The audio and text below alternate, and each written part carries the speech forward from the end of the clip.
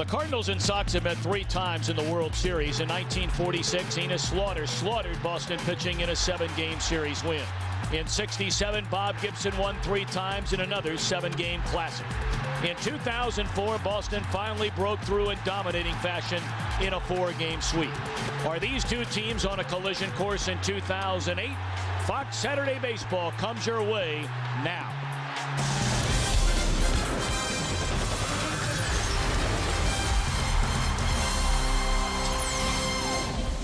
It is a glorious weather Saturday in Boston, Massachusetts, and we welcome you to sold-out Fenway Park. Interleague baseball on Fox continues today.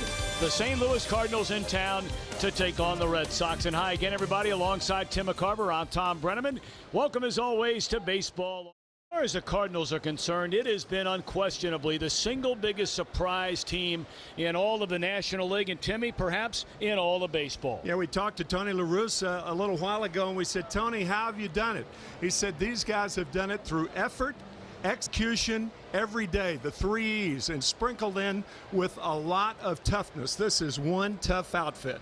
And here they are, 11 games over 500, the Cardinals. They won the opening game of this series here last night. So the Red Sox and the Cardinals gather again today at Fenway, and the first pitch is coming your way next. You're watching baseball on Fox.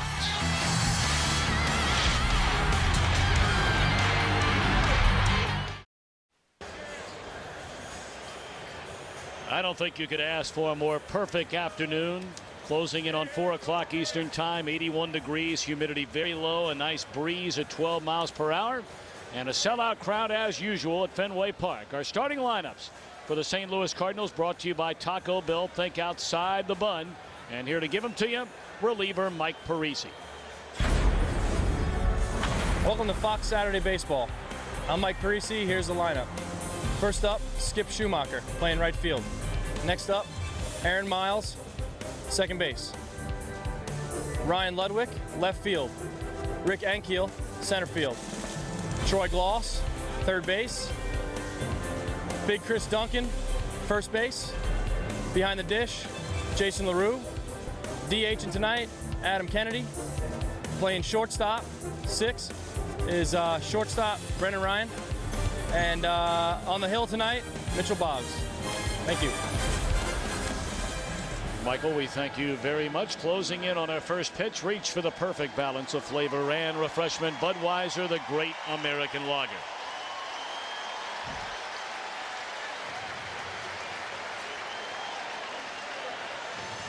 Well, the defending world champion Boston Red Sox have taken the field. And Tim, let's take a look at our Cars.com game comparison. Tom, for the St. Louis Cardinals, they continue to rely on their starters, the best in the majors. Their starters have won 2 out of every 3 games. The Red Sox, on the other hand, with David Ortiz, Big Papi out, and Manny's hammy, we couldn't resist that. They continue to use all facets. What are the other facets? Their starting pitching and their speed. They're a different ball club without David Ortiz and using Manny Ramirez as the DH. For the first time in nearly a month, they send out arguably their co-ace, I guess, along with Josh Beckett, Daisuke Matsuzaka, a perfect 8-0 record. A lot of different arm angles, particularly to right-handed batters. And his walks are up, but his effectiveness is up. He's an unusual pitcher. Over 5 walks per 9 innings for Daisuke this year, but he's yet to lose a game. Obviously, that implies that his offense has scored a lot of runs for him, and they have.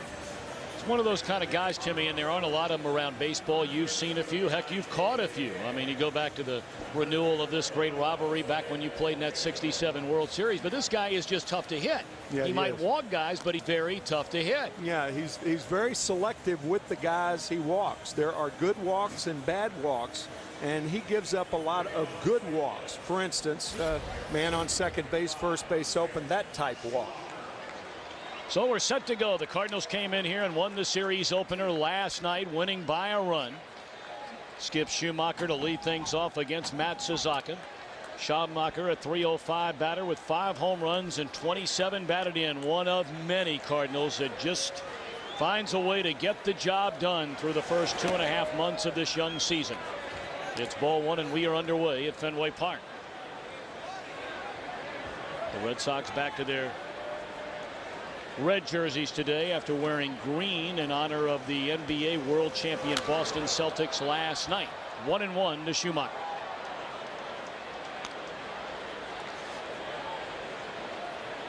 You can still see the shamrock cut into the grass in shallow center field. They had the Celtics here last night as part of the pregame ceremonies, and Paul Pierce, the MVP of the NBA Finals, threw out the first pitch.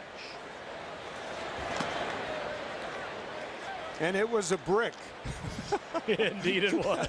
It was the highest first pitch I think I've ever seen. Of course, you'd expect that from a guy close to 7 feet tall. 2-1 to Schumacher. And it misses off the outside corner. Schumacher red hot right now. Just when you think some of these unknown Cardinals, if you will, are going to cool off, they take off again. Schumacher, the prime example, hitting .385 on this current 6-game hitting streak. And there's ball 4, and he draws a walk to start the game. We talked about good and bad walks. When you open an inning with a walk, that is anything but good.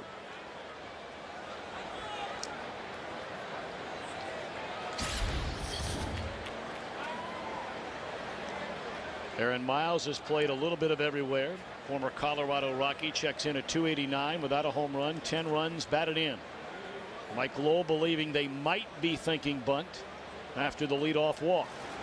Not on the first pitch. Strike one.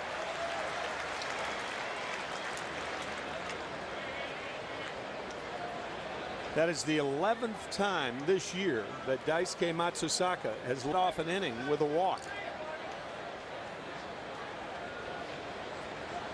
0-1 the count on Aaron Miles. Schumacher a perfect 5 for 5 in stolen base attempts so far. 1 ball and 1 strike.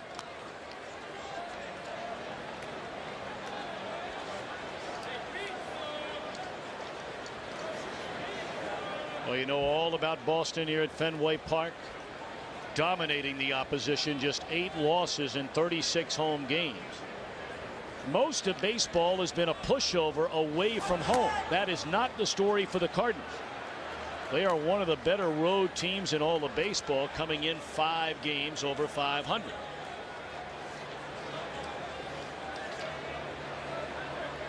In fact, the Cardinals are one of just 5 major league teams to have won more than they have lost off their home turf. 2-1 runner goes. In the air right field. Hit pretty well. Drew to the track at the wall, and it is gone. A 2-run home run off the bat of Aaron Miles.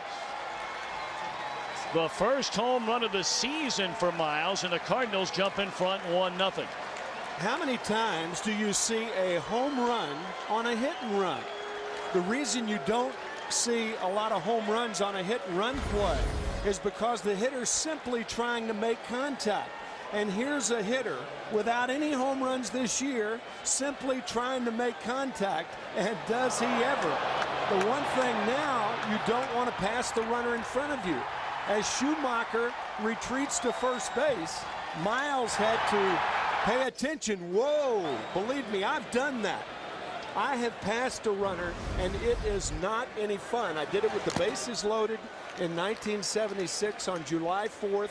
The 200th anniversary of this country, and I'll never forget the embarrassment. Is that right? That is correct. I was credited with a grand slam single. The bicentennial, no less. The bicentennial. Wow. Good going. Not fun. Well, you've lived to tell about it. I hope I live another 30 years to tell about it. Indeed. Popped up by Ryan Ludwig. This might fall for a hit. It will. What a story Ludwig has been this season. 16 home runs, 55 runs batted in, and he drops one into right for a single after the 2-run home run by Miles, who, by the way, homers for the first time since September the 8th of last year. Wow. So Miles drives Drew back, and with Drew deep, Ludwig drops one in front of him. Now Rick Ankiel. 11 home runs, 31 batted in. Many of you quite familiar with the Ankiel story. Came up as Baseball America's minor league pitcher of the year Huge expectations. Timmy, if I'm not mistaken, you were there during the meltdown in the playoffs when Ankiel couldn't find the plate.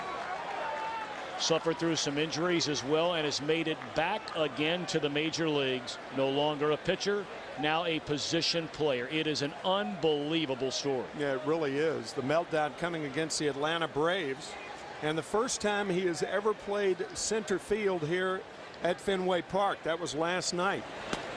He has, however, been to Fenway. He played in the Futures game the day before the All-Star game in 1999, and then he traveled with the Cardinals in 2004.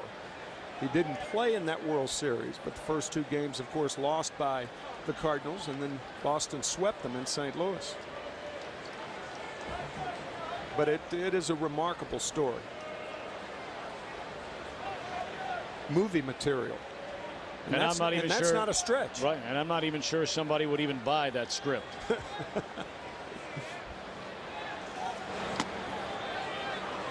You think about the odds of any young person making it to the major leagues, no matter how great you are in high school, no matter how great you are in college.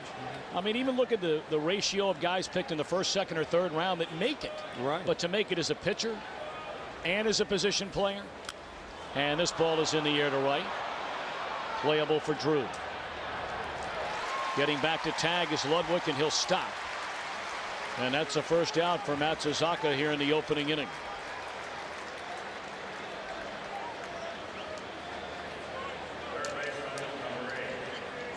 The despair, the disappointment of losing it as a pitcher and then having to go back to the minor leagues, suffering through, and I say suffering because he's learning a new position. He had some talent with the bat, had to learn how to play center field. And then to come up as an everyday center fielder is just an extraordinary story.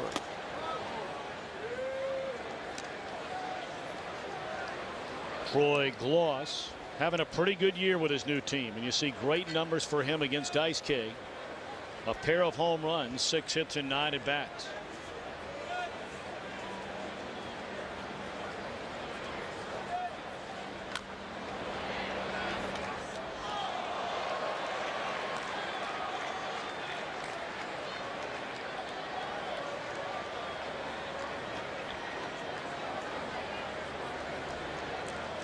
When on the road, give a lot of balls away, particularly to young kids whose number's 24.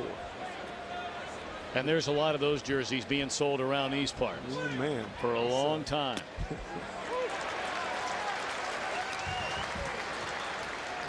One and two to Gloss, who's knocked in 43 runs so far with his new team. He came over in a straight up swap for a long time. Cardinal third baseman Scott Rowland. Of course, Rowland started the year hurt, and so far it's been a very good deal in the Cardinals' favor. Pulled into left field, a base hit for Gloss. Advancing on to second base, Ludwig. Third hit of the inning, and of the first 5 Cardinals that have come to the plate, 4 have reached base safely. Scott Rowland, by the way, the third baseman for the Toronto Blue Jays, leaving the security of Tony La Russa and the St. Louis Cardinals, and seeing his manager at the beginning of the year fired yesterday, John Gibbons, as Jeannie and Kevin and Mark were talking about on the pregame show. 3 managerial changes this week in Major League Baseball, one of which was the Blue Jays. Chris Duncan, the pitching coach Dave Duncan's son. Those are the 3 managers let go this week. Willie Randolph with the Mets, John McLaren with Seattle, as we mentioned, John Gibbons in Toronto. Got to go all the way back to 1991, May of that year, where 3 managers were fired in the same week. It's a nice play right there by Veritek, keeping that ball in front of him. But Dice K has fallen behind Duncan 2-0.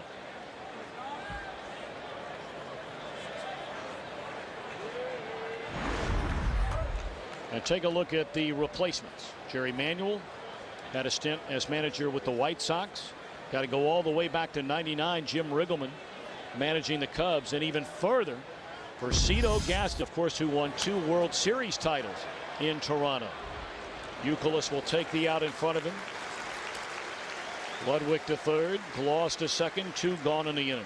Cito Gaston winning with the Blue Jays in 1992 and 1993. So he has 2 World Series rings and will try to win another one. It's doubtful that he'll win one this year unless the Blue Jays surprise everybody in the next 95 games. The Blue Jays presently in last place in the American League East, 10.5 games behind Boston. Jason LaRue getting most of the playing time since Yadier Molina was knocked out cold at a home plate collision in Kansas City. Molina did come back to play last night as a designated hitter. In fact, he hit a home run in the game.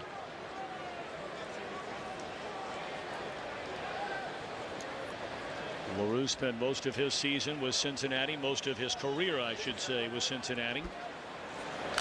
He's always been a very good catch and throw guy, not much with a bat, but here's that injury to Yadier Molina. You can see how Molina turns to his right and was greeted with the body of Eric Bruntlett of the Philadelphia Phillies. A clean play and a concussion suffered by Molina. We know a lot more about concussions nowadays and care taken by the Cardinals. Well, very careful. Timmy, you were talking back when you were catching, when you first came up, catchers didn't even wear a helmet. I didn't wear a helmet for the first 6 years that I caught in the major leagues. And a 1-bar mask, which is a lot lighter and a lot different from the cage that Veritek has or the hockey mask that is in fashion nowadays.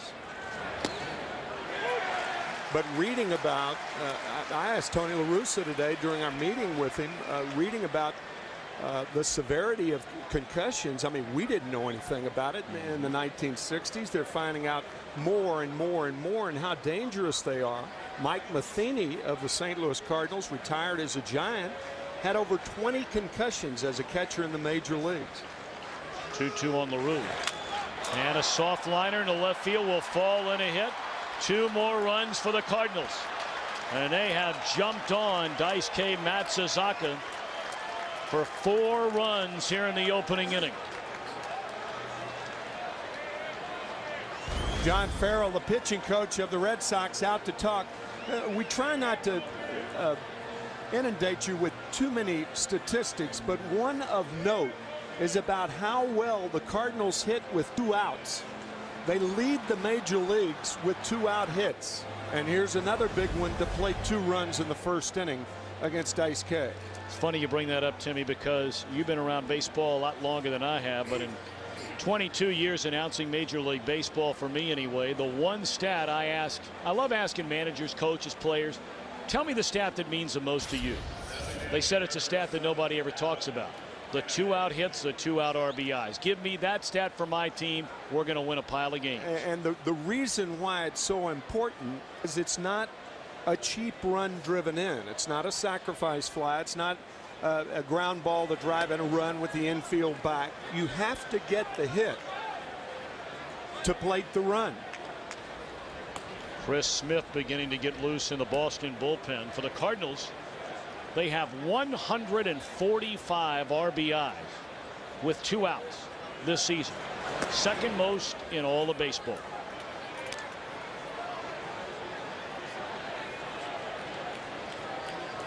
I guess the part that's interesting is, and maybe it throws that theory out the window, is the only team that leads them, the Pittsburgh Pirates, and the team right behind them, the Texas Rangers. That ball is lifted into deep left field. Drifting back is Moss. It's up off the green monster. LaRue on his way to third, and in with a double is Kennedy. 8 men have hit here in the opening inning, and they are laying it on Daisuke. Remember, Daisuke Matsuzaka coming into the game with an 8-0 record. His first start since May 27th, and he has been rattled around by the Cardinal offense, who had batted around here in the first inning. Daisuke's last rehab start, Terry Francona was telling us he got through his last 3 innings with 27 pitches. He's thrown 30 in the first inning alone, returning from a DL today. Now Brendan Ryan looks at ball one up and in. Ryan began the year on the disabled list, playing in his 39th game, a .276 batter.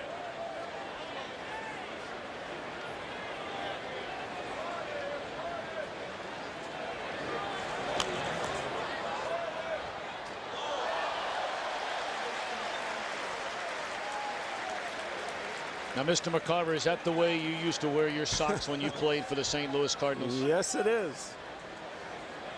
It's a good look. Yeah. No high stirrups. Just the elastic. The bottom of the pants is high. Hear that term throwback a lot. That's a throwback look.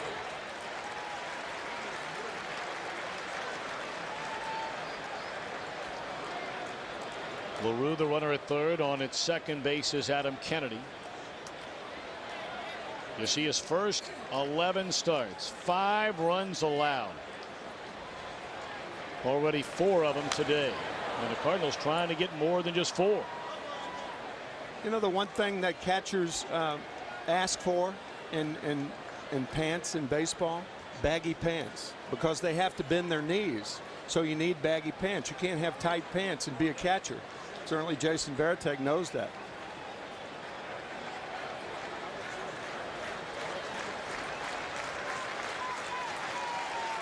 The 1-2 to Ryan. Struck him out to end the inning mercifully for Dice K.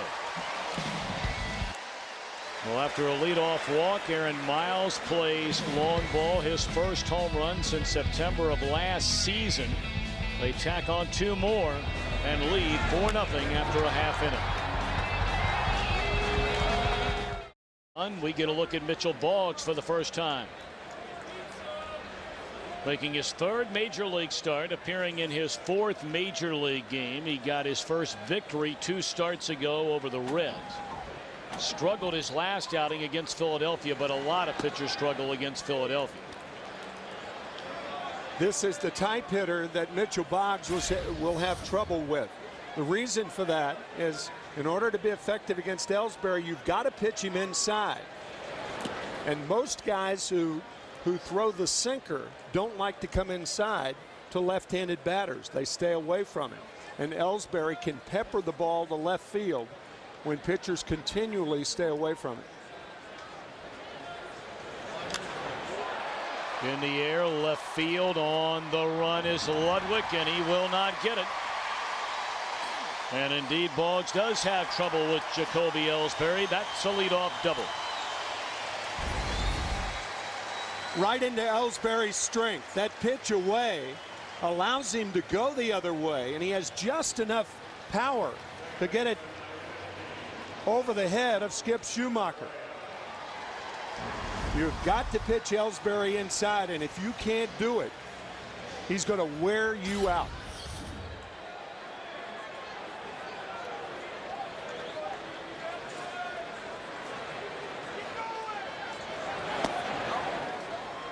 Now the batter Dustin Pedroia hitting at .277.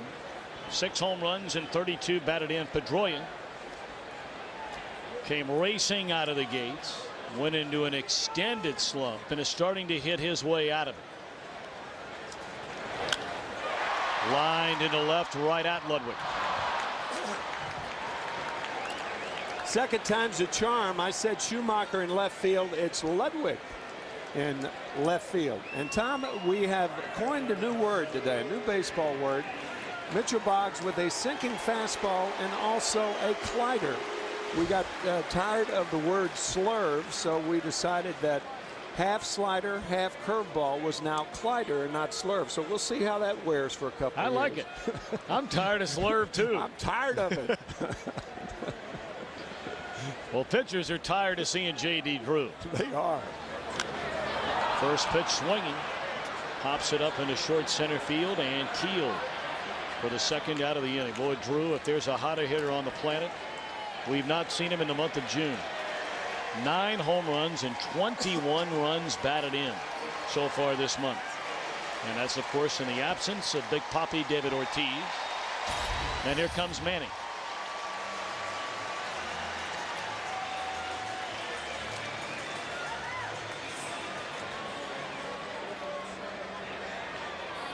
Ortiz, the regular DH. And with him out for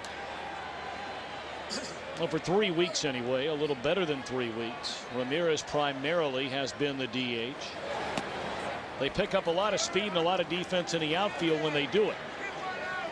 For the most part, it's been Coco Crisp in center, Jacoby Ellsbury in left. Crisp a day off today. Ellsbury back to center. Brandon Moss to left. What other team can do that in the major leagues? None. And that means that within the same roster, to really have two different type teams. With Manny and Ortiz, you're bigger, you're more powerful, but you're also slower. And without Big Papi and Manny Ramirez as the designated hitter, Terry Francona saying we probably have a better defensive outfield. We certainly have more speed, but not as much power. What an amazing career for Manny Ramirez, first joining the 500 home run club recently.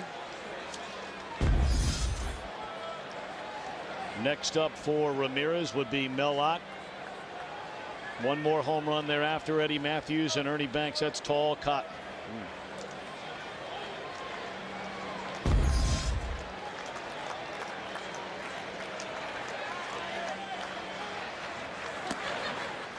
2-2.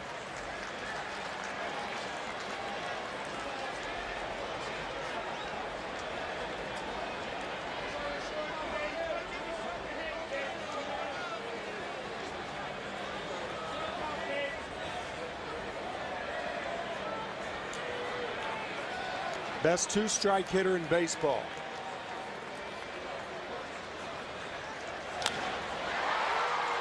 Short right field, coming hard, diving and making the play is Schumacher to take away a hit and an RBI.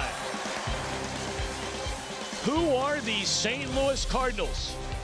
They're making believers all over baseball as we're closing in on July 1. To Harbor.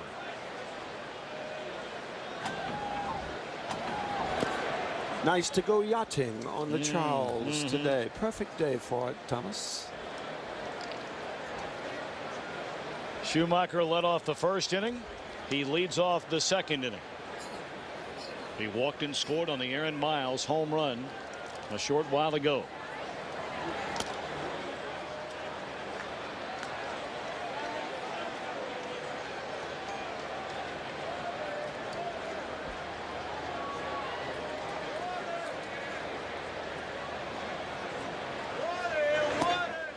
Three and 0. He's all over the place. You know, you hear pitching coaches talk about arm slots and being consistent with that arm slot. And we said in the scouting report that he has different arm angles, but that's intentionally that he does that. Yeah, he's all over the place. You can see the frustration when he looks out to center field. Very ineffective so far. Fox Saturday Baseball is sponsored by Taco Bell. Think outside the bun. By Cars.com, where confidence comes standard. And by Gillette Fusion Power Phenom. Fusion Power, the world's most comfortable shave. A 4-run first inning for the visiting team. And a leadoff man aboard to begin the second inning. Miles homered his first time up. Strike one.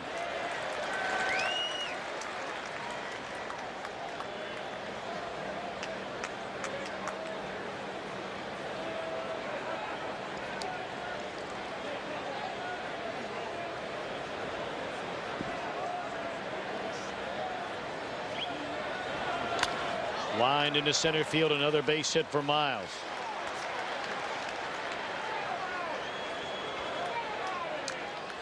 Two on, nobody out. Let's send it back to Los Angeles for a game break and check in with Jeannie Zelasco. Yes, from the Reds to the White Sox and the Cubs, Windy City showdown, an explosive fourth inning. The big difference, who am I kidding? Jim Edmonds, the big difference. First a solo shot here. He gets another at bat that fourth, hits another home run, part of a 9-run fourth inning. Edmonds now the third Cub ever to hit 2 home runs in 1 inning. This series heads to the South Side next weekend on Fox.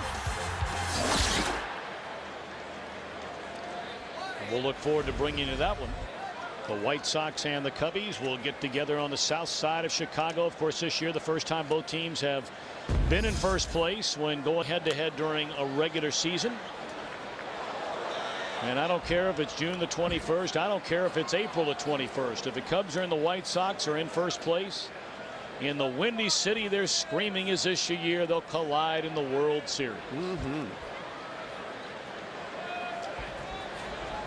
That'd be a fun town to be in should that ever happen. Would it ever? Ryan Ludwig singled and scored in the 4-run first inning. That pitch nearly hit him.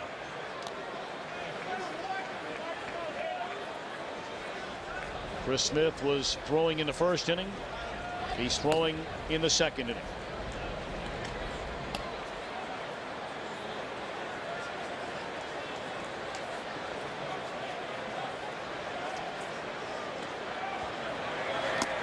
Way inside, 2 balls and a strike.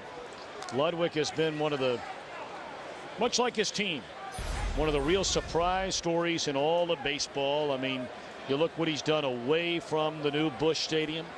He's just knocked the cover off the ball, but really when you look at his overall numbers, the 16 home runs, 55 runs batted in. We still have, what, 3 weeks up until the All-Star game? But right now, Ryan Ludwig deserves to be on the National League All-Star team. There is no debate of that. Former #1 draft, second-round draft pick by the Oakland Athletics in June of '99. Was traded in 2002 to the Rangers. Has had some devastating injuries. Major surgeries to his knees, to his hip, to his shoulder. Went to Cleveland for a short while. They let him go, signed by Detroit as a minor league free agent. And it was the first time in about a 5-year run in 2006 where Ludwig stayed healthy. And during that year for their AAA team Toledo, he hit 28 home runs, knocked in 80 runs. The Cardinals saw him, decided to take a flyer on him, brought him in last year as a minor league free agent. Hit 14 home runs for the big league club in 120 games. And right now leads them in runs batted in. Yes, more than Albert Pujols.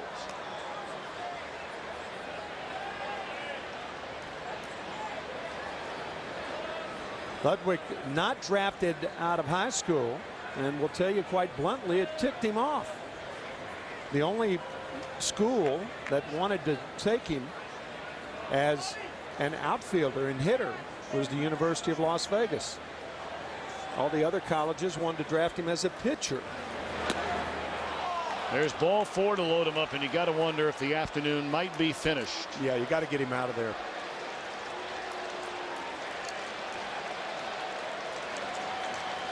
Of the 12 batters that Daisuke Matsuzaka faced here today, his first game back in nearly a month, he only retires 3 of the 12. Not what the Red Sox had in mind for Daisuke's first start back. He'll give way to Chris Smith. We're back in a moment.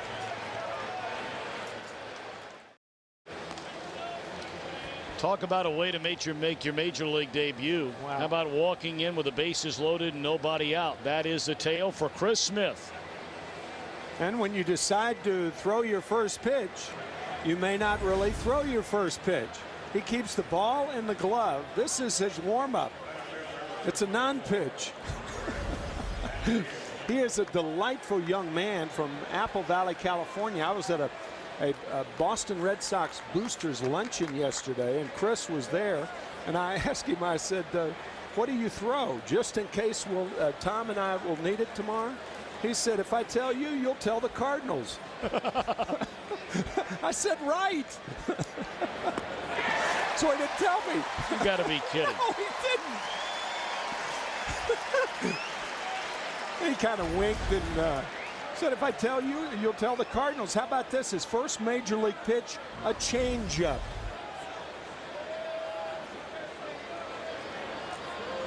He's gone through a lot of injuries, has Christopher Michael Smith, since being drafted all the way back in 2002. And another changeup. to Ankiel, and a good one, 2 in a row.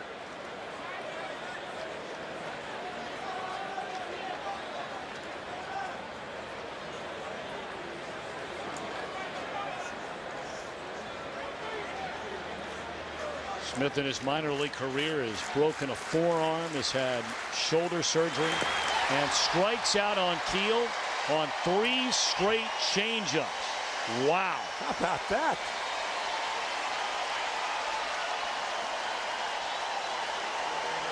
Maybe that first motion on which he did not throw the ball was meaningful. Well, he left his fastball on that. Oh. 3 change-ups in a row. It's as easy as 1, 2, 3. Now Troy Gloss, bases still loaded, 1 out in the inning. The Cardinals in front 4-0. Fastball that time away from Gloss.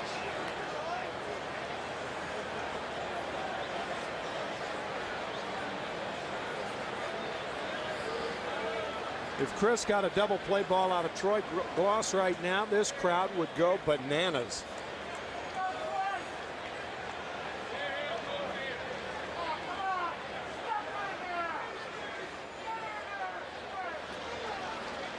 The inning started with a walk to Schumacher, a single by Miles, a walk to Ludwig. That was it for Dice King. Smith fans and Keel, and this one is hammered way back into left field. A grand slam for Troy Gloss. And the Cardinals lead 8-0 in the second inning.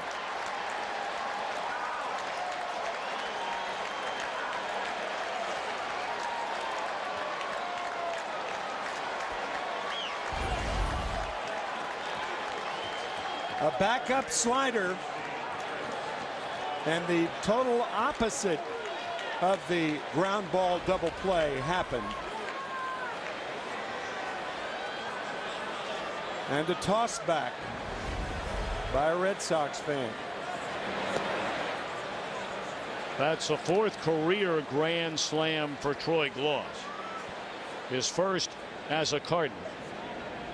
And he now has 10 home runs to go with 47 runs batted in. What a shrewd pickup that has been so far for St. Louis.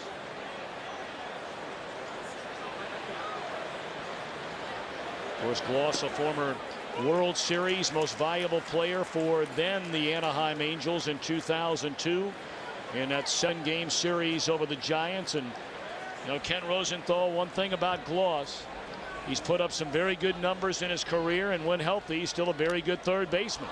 You're absolutely right, Tom. I asked him yesterday about what it's like being back in the National League. Only one of his seasons has been in the National League in his career, and he said it's really not that big a deal. He's basically seen a lot of pitchers, being a veteran that he is, through interleague play, through spring training, and through all the player movement of this era. The one thing he said is that when there's a young pitcher that he hasn't seen, well, that could give him a problem. He hadn't seen Chris Smith, but wasn't a problem there. You ain't lying. Hanging sliders are rarely a problem for guys who are as strong as Gloss. Off the end of the bat from Jason LaRue, and the ground ball to Youkilis will end the inning. 4 in the first, 4 more in the second. And all 4 coming on one track of the bat from Troy Gloss. Well, Fox Sports has established Fox Sports Supports, a long-term charitable initiative devoted to raising awareness and financial assistance for health-related charities. Make-A-Wish Foundation, our baseball charity, grants 13,000 wishes a year to children with life-threatening medical conditions. If you'd like to help make wishes come true and bring joy to kids, and what's more important than that, please visit wish.org. Mike Lowell hits it on the ground to his counterpart, and Gloss throws him out. Well, if you're Mitchell Balls, you talk about living right. Here you are pitching for the first time against the defending world champions in their home ballpark, where they've torn everybody up. And when you take them out in the first inning, you lead 4-0. When you take them out in the second inning, you lead double that. A lot of people talk about how a pitcher warms up and has to come in and sit for a long time. Tell you, if I'm a starting pitcher, I'll say, guys, you take all the time you want. Do whatever you want to do. Make me wait. And they've made Boggs wait 2 half innings, and he has an 8-0 lead. Kevin Youkilis is drilled in the side by Boggs.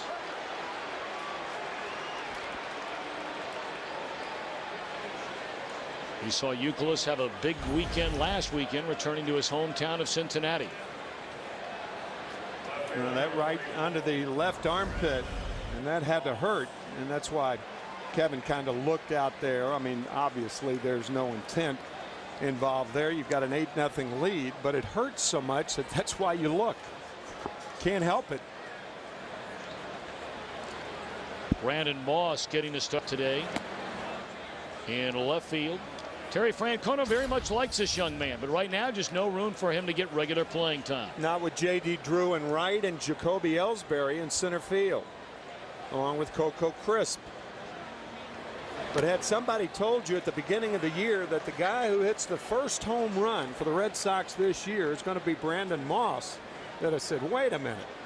But that is true. He did it in Japan to tie a ball game against the Oakland Athletics. First game of the season. Now tell the truth, Mr. McCarver. Did you stay up to watch or get up to watch that? I got up to watch. I did. I know. Something about it. I got up and watched the game. Time to get up? Early. I used to throw papers. I thought that went away, though. Once I signed a professional contract. Thought those paper boy days were over. Well, that's good stuff. You got up and you watched the opening pitch of the baseball season, right? Yes, sir. 2-2 to count now on Moss, and that one hit off the end of the bat out of play. Now, how many years, whether it be as a broadcaster or a player, is this for you in baseball, professional baseball? My 50th year. Really? Congratulations. Thank you. Wow. June of 1959 was my first year. So you still never had a real job. You got it. If you want to call catching not a real job, it's subhuman in a lot of ways. You know who the home plate umpire was in my first game? Waterloo, Iowa, in June of 1959? Brent Musburger. Come on. Was the home plate umpire, and the starting pitcher was Galen Cisco. And Brent Musburger, as a 19-year-old, was the home plate umpire. You got it, brother. That is amazing. Good, isn't it? There's ball 4 to Moss. You gotta be kidding me. That's a fact. I think Brent chose the right career. I think he did. No, he's done very, very, very well. Very well. I love watching him, especially in college football season. Yes, sir.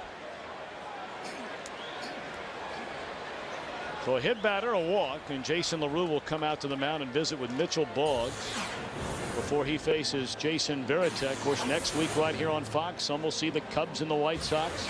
Others will see the Yankees and the Mets. A couple of great rivalries, crosstown rivalries. Kick it off at 3:30 Eastern, 12:30 Pacific. I assume that means you'll be in New York. I think so. Yeah. Yes. Yes.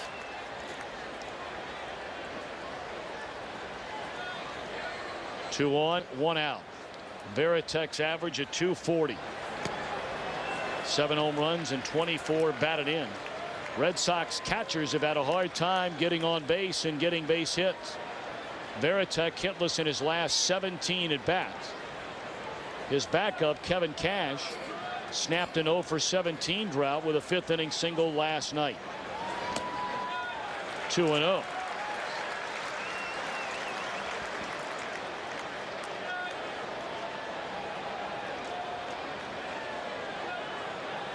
Well, now Dave Duncan, the St. Louis Cardinals pitching coach, comes trotting out of their third base side dugout to talk with Boggs, who's been given an 8-0 lead. He's hit a batter, he's walked a batter, and fallen behind 2-0 on Varitek.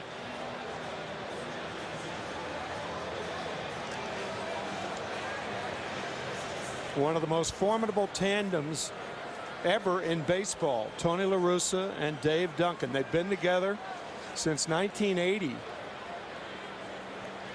Boy, you talk about some reclamation projects that they have handled with shrewdness. Dave Stewart. Well, you know, everybody talked about Stewart. I tell you who was a good pitcher, became a great pitcher with St. Louis, was Chris Carpenter. Right, right. Dennis Eckersley. 2-1 on Veritek.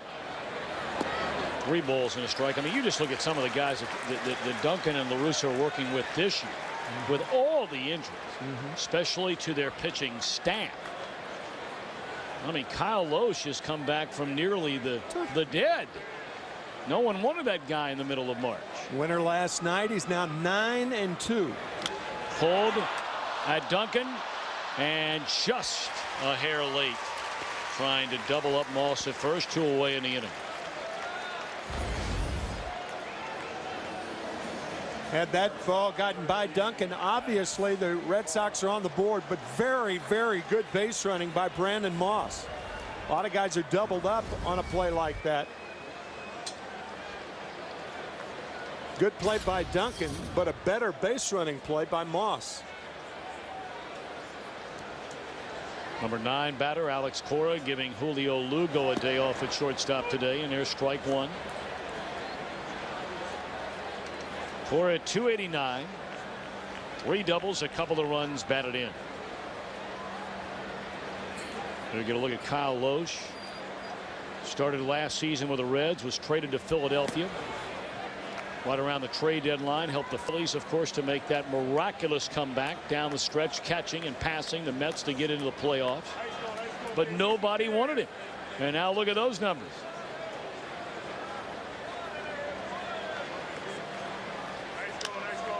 Served into left field, and this will fall a hit. Scoring is Youkilis. Moss being waved around. Here comes a throw from Ryan, and the runner is safe. Throw to third, safe there. A 2-run double by Cora. The Red Sox are on the board. They trail 8-2. Good hitting by Cora, and an excellent play by DeMarlo Hale, the third base coach, who sees the play develop in left field. This is Brandon Moss. Now watch Hale, the right of your screen, waving on Moss. The throw is toward the first base side. And your third base coach becomes so important. He's almost like your 10th player on the field. A very, very important offensive piece of the puzzle.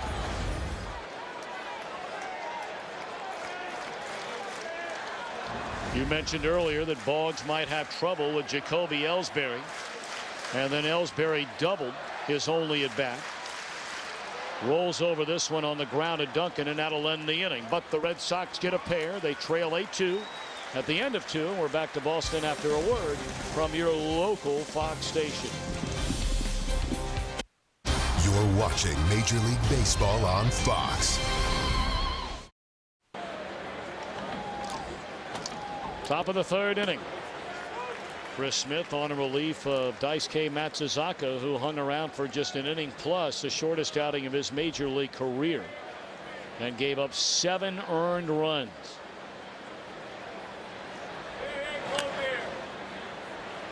Kennedy puts it on the ground at Dustin Pedroia.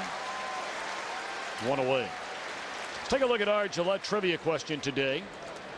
Jacoby Ellsbury holds a Red Sox rookie stolen base record already with 34 this season. Who holds the major league rookie stolen base record? Give you a short while to think about that one. I'm sure many watching know the answer to this question.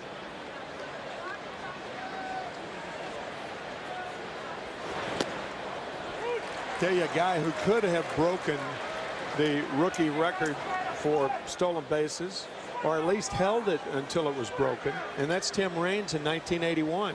He had 71 stolen bases in 88 games that year. And because of the strike, the 52-day strike, Raines was obviously, his rookie status was over after that. and was robbed of opportunities to steal more bases. I mean, he could have stolen 120 bases that year. And that would have barely broken the record. That's correct. Yep. Actually, that would have set the record. Yeah. The record would have been broken after that. Yeah.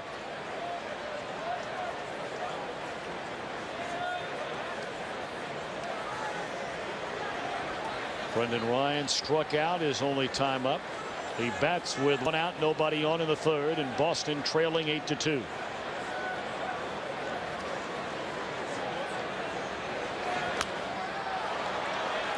In the air and playable for Pedroia. Let's check in from Los Angeles with Jeannie Zelasco and our old buddy Chris Rose. How about that? Did Chris tape that after the home run? That's what I'm wondering. They let him in the Dodger dugout or the Cleveland dugout. Right. That's great. That is something else. It is. Been a rough year otherwise for CC Sabathia until here of late. His last handful of starts, he's gotten it back together. On the ground, what a play by Youkilis. He can pick it down at first. And Smith with a 1-2-3 third. New York for the 2008 Home Run Derby and All-Star Game. And of course, you can watch the 2008 All-Star Game from the Bronx right here on Fox. Timmy, you and Joe Buck will be on hand along with Ken Rosenthal for all the festivities. Yeah, we've talked about it, and it's one of those times where an all-star game features a ballpark that is just as big as the all-stars that are playing in it. Last year at Yankee Stadium.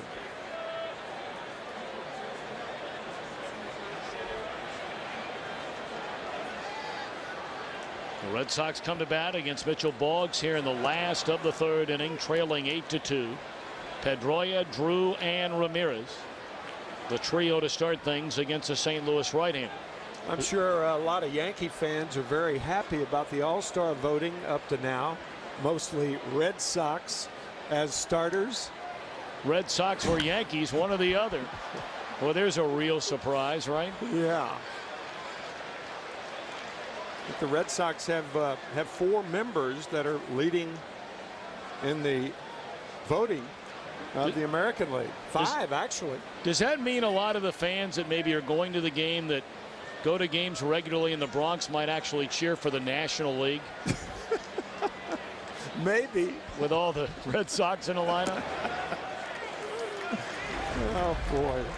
Here you get a look at the balloting thus far. A-Rod, Jeter, both leading at their respective positions, but you see Veritek, Youkilis, Pedroia, Ramirez, and the DH, the leading vote getter, David Ortiz.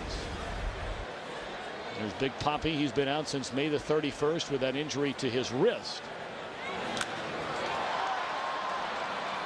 Pedroia lifts a fly ball to right center, and Keel's got it. Now they've gotten some encouraging news here over the last few days on David Ortiz. They removed the cast. That is a removable splint. And Ken Rosenthal, you know, last week we saw the Red Sox in Cincinnati. They didn't sound all that optimistic. It's a very different tale now. Tom, they are very encouraged about the progress Ortiz has made since getting that hard cast off. Terry Francona says it's possible now that he'll resume swinging a bat in 7 to 10 days. Ortiz told me yesterday the pain subsided. He's no longer feeling that clicking in his torn tendon sheath. Those are strong indications that he's getting healthy. Say the Red Sox have done exceptionally well without David Ortiz. In fact, as far as runs per game are concerned, with him and without him, not it's a small sample size. I mean, you're talking about 3 weeks. You're right. But basically, it's a wash. Broken bat roller to the second baseman Miles, and Drew is thrown out.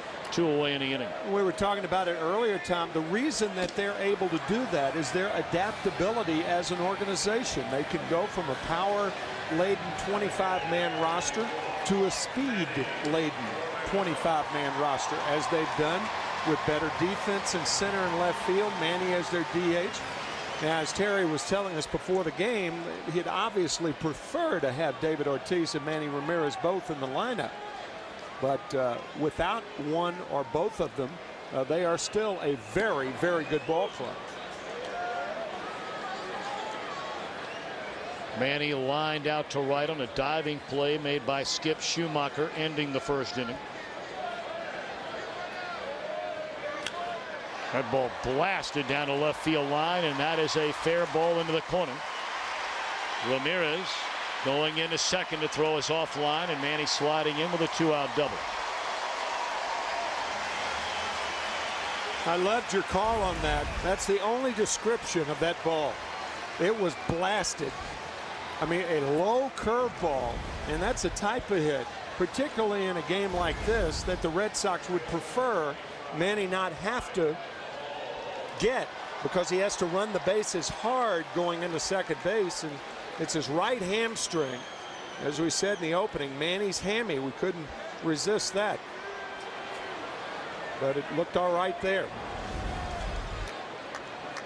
Mike Lowell with a runner at second base. This game a long way from being over. Generally, you know, one club jumps in front of another 8-0, but this Boston lineup and what they're capable of doing, especially in this ballpark, they've gotten 2 of those runs back. A base hit here by Lowell brings them within 5. 1-1.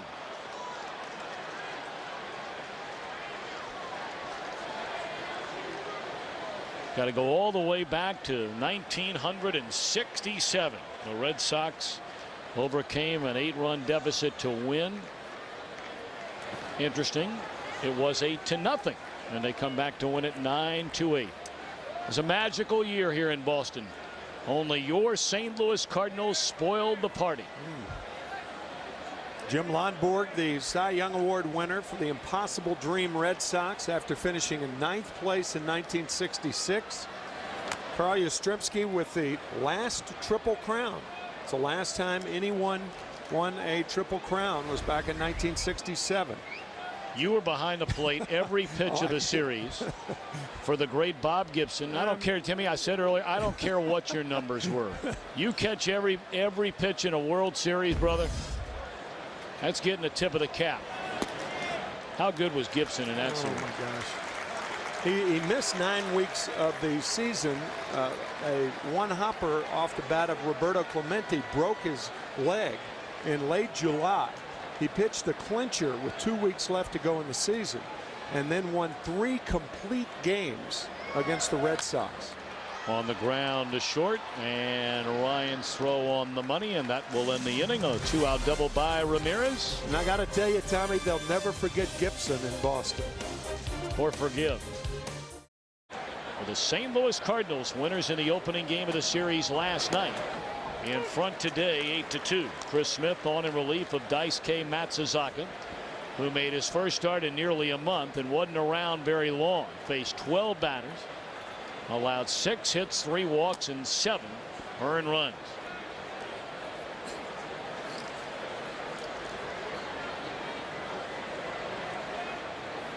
Matsuzaka walked the very first batter of the game, and then Aaron Miles clubbed the 2-run home run to seats in right field.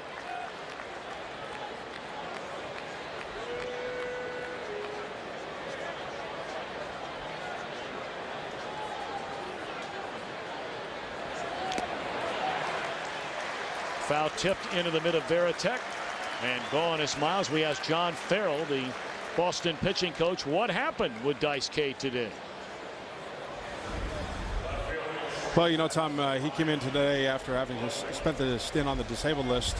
Coming out of today's ball game, he still didn't complain of any kind of irritation or any kind of discomfort in the shoulder. Obviously, the stuff was down, the sharpness or the command quite wasn't there. And against his club, obviously, we see what happened. But I think the most important news is he comes out not feeling any pain or any discomfort. Yeah, John, it looked like he was just flying out of there. Well, I think what he was trying to do is trying to generate a little bit more velocity than he might have been capable of today. As a result, obviously, the command suffered. I know he yanked a couple of balls across the plate, particularly to Miles in the first inning. Again, this isn't what we expected, but at least the initial health report is positive. John, on a lighter note, tell us a little bit about this young right-hander, Chris Smith. Well, he's making his major league debut here today, and he's got an above-average changeup. He's going to have to locate his other two pitches, but he's pressed into a situation here that's probably not the most desirable on his part, but he's got to give us some multiple innings. We've got a pretty big hole to dig out of, but he's had a road through the minor leagues that's been spotted with injuries along the way, and he's battled back, and he's not in fear of contact or any situation you put him in. John, thanks for the time. Good luck. All right, Tom and Tim, take care. And as always, we thank John Farrell for his time from the Boston dugout. There's strike three called on Ryan Ludwig, so Mr. Smith has fanned back-to-back batters here in the St. Louis fourth inning after mowing them down in order in the third. It's always good policy to come back with the fastball after you've thrown a breaking ball behind in the count. That plants the seed in the hitter's mind that you can get the breaking ball over, and he can't react to that fastball. Good sequence by Veritek there.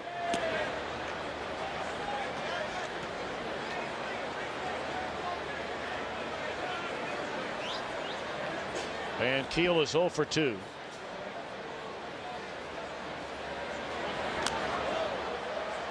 One ball and one strike.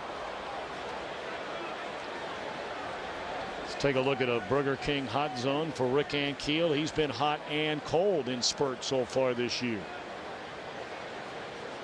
That's a lot of red for a guy hitting 252. They've been throwing him up and in a lot of pitches. Rolls over that one to Youkilis. Back-to-back perfect innings for Smith. Boston bats last of the four, trailing the Cardinals 8-2.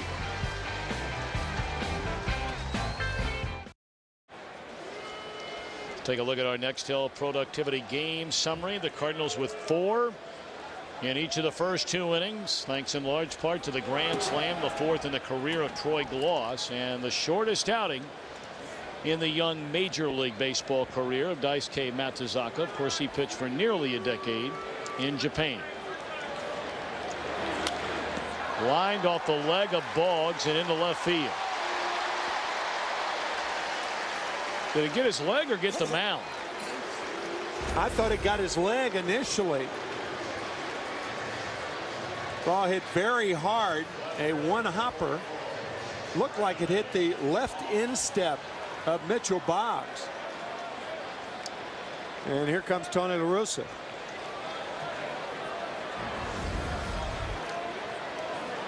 Well, obviously they want to make sure that Mitchell Boggs is all right. Let's listen to this. Our Fox sounds of the game.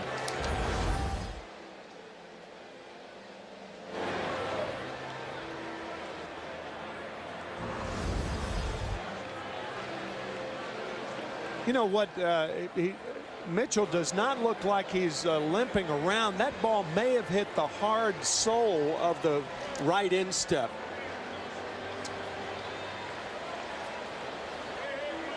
More toward the bottom of the shoe than the top. And, you know, they say it's a game of inch.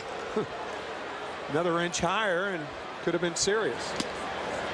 Ball one up and away to Brandon Moss. He walked and scored on the 2-out 2-run double by Alex Cora in the second inning.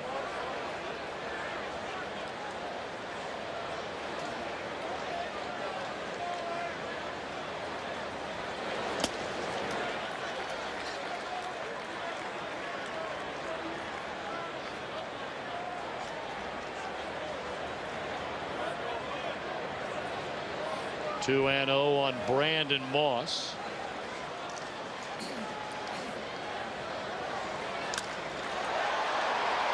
Towards left and playable for Ludwig. 2 away. And let's once again check in from Los Angeles with Jeannie Zelasco. And we bring you your red hot Reds cooling down the Yankees top 7. 2 out 1 on for Corey Patterson. Look what he does to Jose Vargas. Second pitch off the facade of the upper deck in right. Reds go on to win. Go for the sweep tomorrow at the stadium. 6-zip your final. Well, one of the things the Reds certainly had to look forward to, outstanding young pitching. Edinson Volquez shutting down the Yankees last night.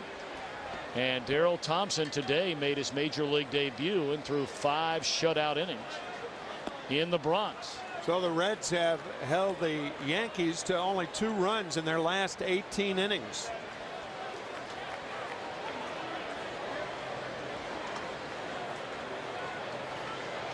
Varitek lined out to Chris Duncan his first time up.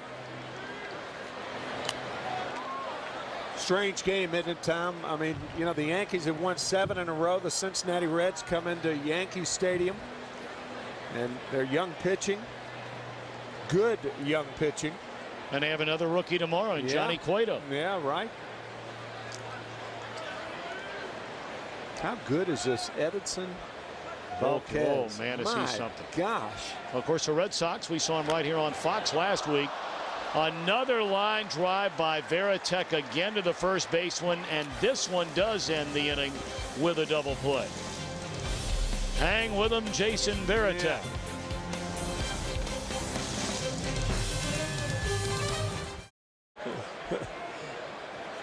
It's about a 20-family unit McCarver bought. He and Joe and producer Pete Machuska, director Bill Webb, and crew are here so frequently in Boston. Troy Gloss to lead things off hit a grand slam back in the second. This fly ball well short of that.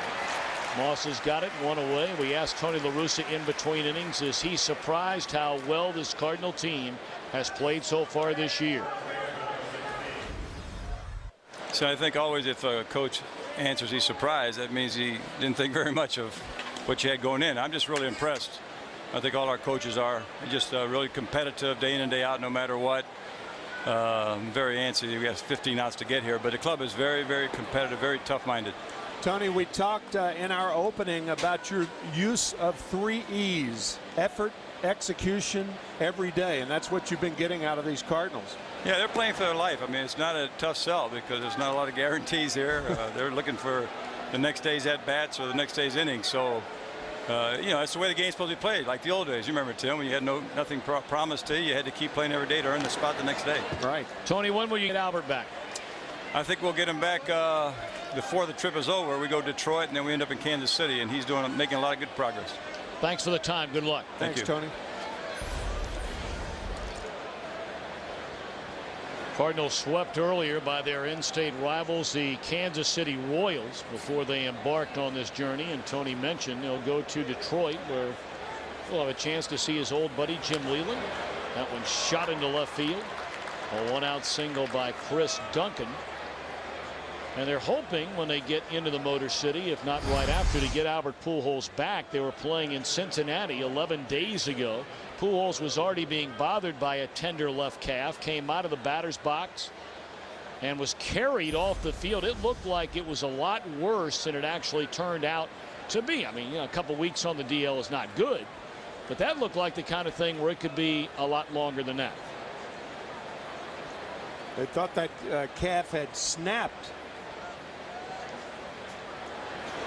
Baseball has made a change as far as strengthening is concerned. And now they've got to catch up to the strengthening, and the players have to be as concerned with stretching as they do lifting. And in my view, they haven't caught up with that yet. I think yoga should be cultivated in baseball, or some form of that. I think baseball has lagged behind for a long time with stuff like that. I do not think major league players warm up appropriately before games.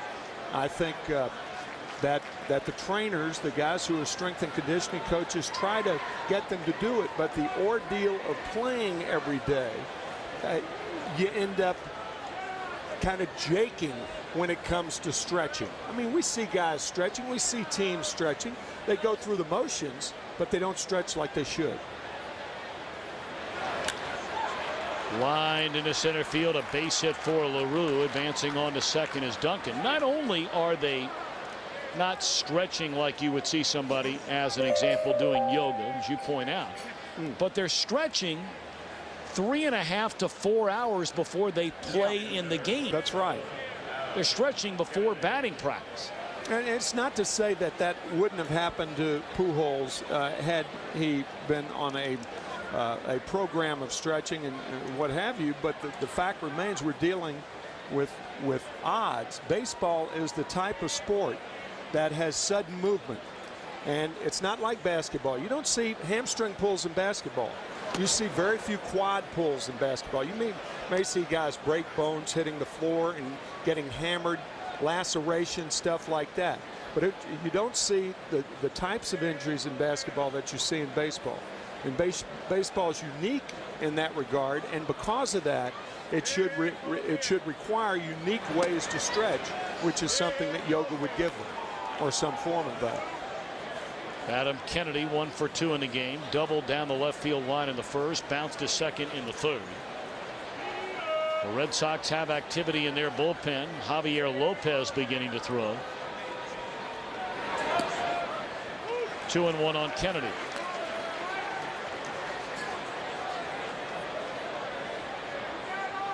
Should be an easy sell for baseball. You think about the money that it's cost Major League Baseball teams because of hamstring, quad injuries, the types of injuries that are specific to baseball players. 3-1 now to Kennedy. Well, the Cardinals so far this year have missed the most days players have spent on the disabled list than any team in baseball. Almost 700 combined days. The disabled list, it has 9 players on it, 6 of which have not played a single game all year.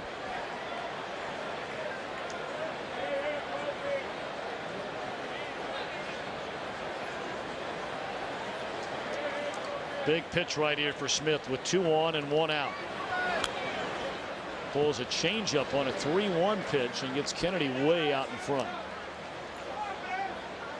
Well, this will illustrate even more so what an amazing Cardinals season it has been so far. Now, Pujols just recently hurt. But they've been without Carpenter. They've been without Mulder. They thought they would have one back by now and the other coming back in about a week. Neither one is here. Adam Wainwright, Anthony Reyes, guys they were counting on and are still counting on to pitch well for them. Double play chance here, perhaps. There's one, and that's a double play to end the inning. So Smith pitches out of trouble. Bottom of the 5th coming up. Still 8-2, St. Louis. Well, happy birthday, young lady. Hanging out with Dad at the ballpark. You know, there's no place that he would rather be. Daddies and their little girls. Doesn't get any better than that. Got that right. You're lucky you have 2. That's right. Twice as good. Yes, indeed. An 8-2 St. Louis lead as Alex Cora leads off the Boston 5th. He'll be followed by Ellsbury and then Dustin Pedroia. Mitchell Boggs, outside of a hit batter and a walk, has been pretty solid here today. Those 2 batters, the only 2 to score against him, making his first start at Fenway. But Ken Rosenthal, Mitchell Boggs has been to this ballpark before, has he not?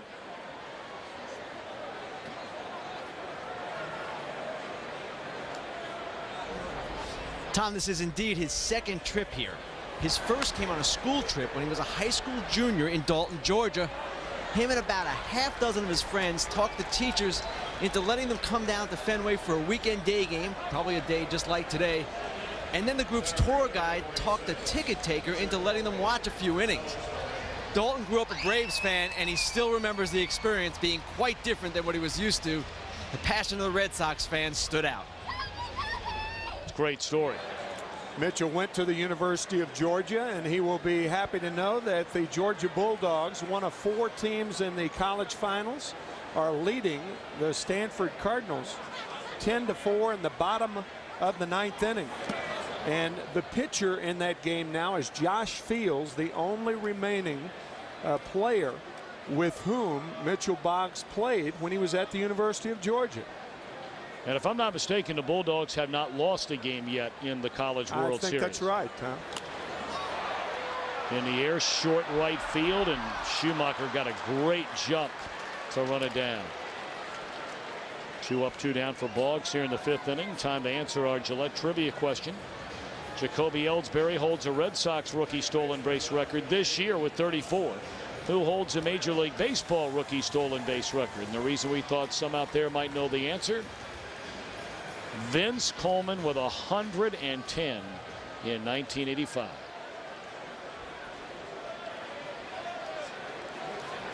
Guy could run like that who missed the World Series that year when a tarp ran over him at Busch Stadium in St. Louis. For those that don't remember, that thing used to just come out of the ground. Yeah, right. Cardinals were up 3-1 in that World Series. Tito Landrum took Vince Coleman's place in the World Series that year, and the Cardinals were up 3-1, and Kansas City came back and beat the Cardinals 3 in a row to win the World Championship. Controversy in that series, of course. Oh yeah, Don Denkinger's call in Game 6 at first base. Ball hit by Jorge Orta.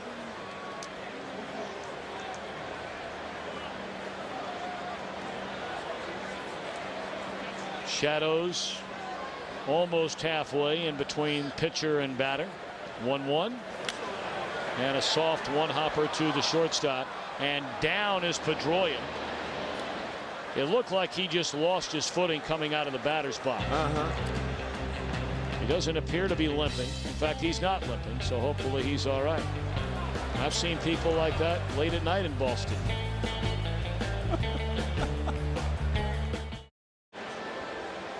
Here's our Zantac relief pitcher profile entering the game. The third Boston pitcher today is Javier Lopez. Heartburn, attacking Zantac. Kind of what Dustin Pedroia did when he went to first base. He is such a whimsical, playful character on the Red Sox that he really is going to laugh about this later. He's such a competitor, however, that he's he's upset, but that won't last long. And I'll guarantee you tomorrow in the clubhouse that will be fodder for play from his teammates. He is one of the most delightful young men that you've ever been around. Very, very popular with his teammates, and obviously upset because of that last out, but the way it transpired, the falling down and all that sort of stuff. They'll be jabbing him a little tomorrow. Oh yeah. Up the middle in the center field, a base hit by Brendan Ryan to start the 6th inning with St. Louis leading 8-2. And we remind you, Fox Saturday Baseball is sponsored by Sprint. To get more done with Nextel Direct Connect, only on the Now Network. By the auto parts experts at AutoZone. Get in the zone, AutoZone. And by Avidart.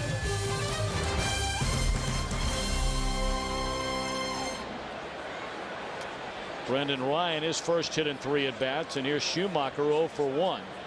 But Skip has walked twice and scored twice.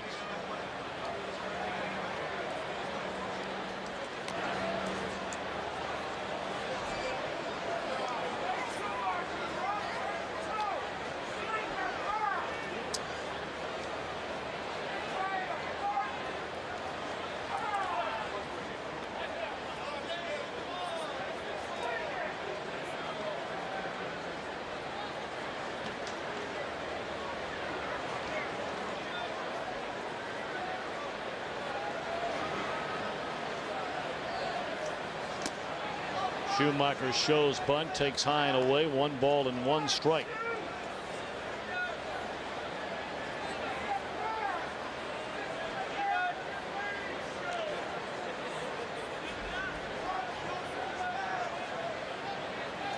Schumacher, a 5th-round draft choice back in June of '01 out of UC Santa Barbara. It took him a while to get to the major leagues. 5 professional years, and his first year was only around for about a month. Second year about the same, and then last year hit .333 playing in 88 games. And he showed up to spring training, as Tony La Russa talked about, with no guarantees that he'd make the club, get any playing time. And basically he is one of 4 outfielders so far with the Redbirds to get a lot of playing time.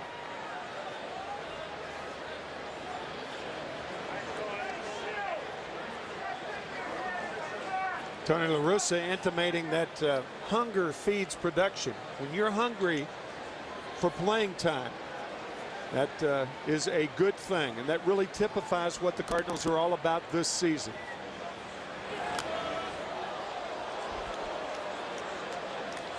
Let's take a look at the in-game box score for the Cardinals, brought to you by Avidart. Lots of crooked numbers.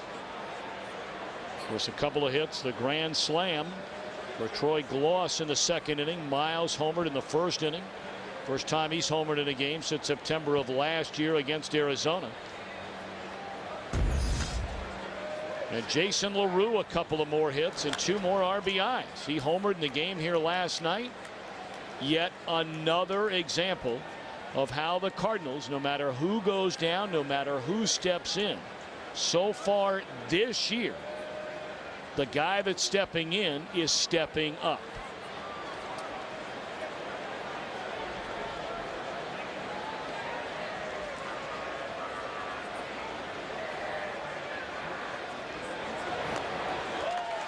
Schumacher gone swinging, 1 away in the inning. Good slider from Lopez. Not too many left-handers are going to handle that pitch effectively. He drops down. You have a tendency to give in the batter's box, and that pitch was unhittable.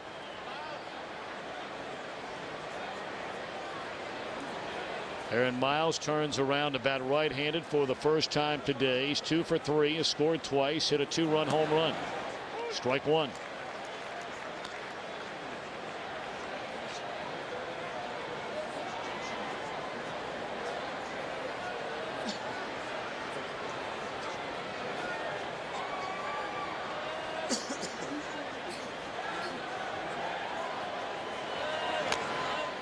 High one hopper down to Lowell. He'll play to first. On to second goes Ryan. 2 away. Let's take a peek ahead to some upcoming games here on Fox next weekend. What a weekend. Yankees and the Mets. Others will see the Cubs and the White Sox.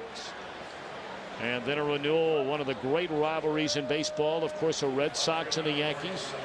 That'll be over the 4th of July weekend. And then July the 12th, the National League Western Division leading Arizona Diamondbacks against the National League Eastern Division leading Philadelphia Phillies.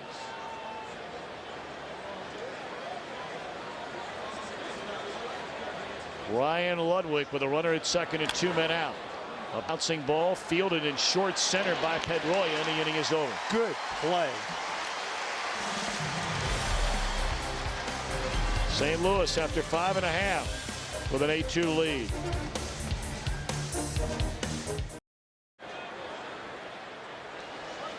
Welcome back to Boston. The Red Sox come to bat, bottom half of the 6th inning, trailing Mitchell Boggs and the Cardinals 8-2. J.D. Drew looks at strike 1. A rare quiet day thus far anyhow for J.D. Drew. He's fly to center and bounced out to second.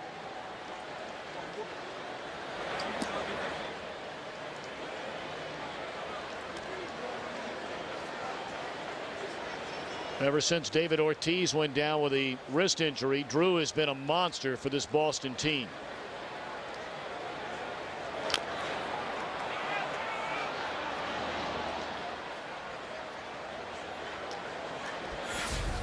Time now to take a look at our AutoZone strike zone for the starting pitchers today, one of whom has been long gone. Daisuke Matsusaka, the shortest stint in his brief major league career. Bested by Mitchell Boggs thus far, and Mitchell will be happy to know that the Georgia Bulldogs have won their game 10-8 over the Stanford Cardinals in Omaha, so they advance to the finals. To be determined who they will play. Right. Now look at that, Timmy. That is MIT.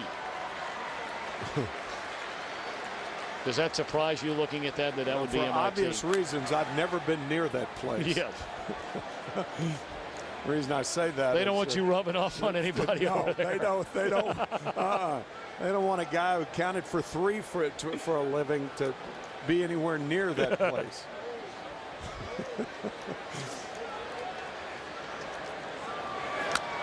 That ball launched into right field by J.D. Drew, and it's long gone.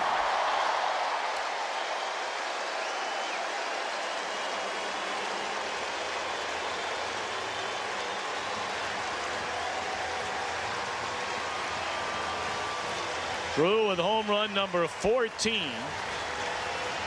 And now it's an 8-3 game, and the beat goes on in the month of June for J.D. Drew. That's his 10th home run.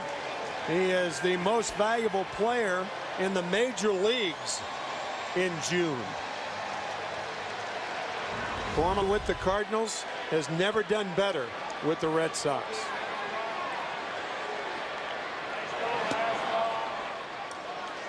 Drew had a very disappointing year for Boston last year. And he'd be the first to admit it. Yeah.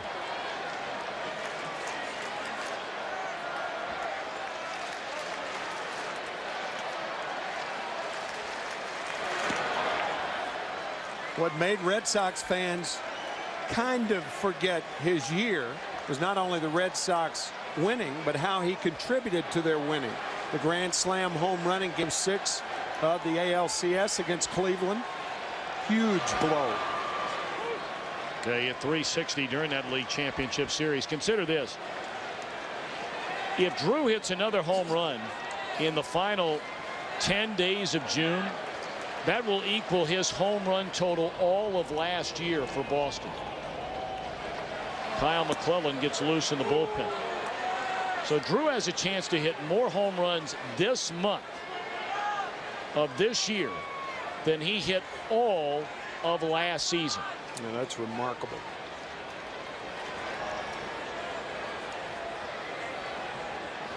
Two and two on Manny Ramirez.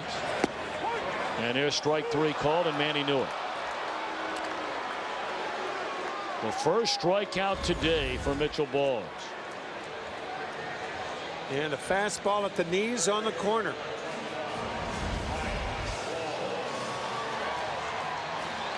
Some of the great sights of Boston. That's the Old North Church.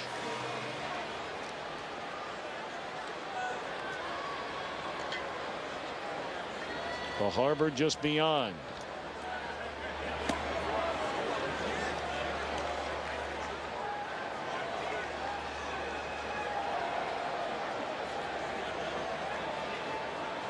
Mike Lowell for 2 is bounced to third, grounded to short. 2-0.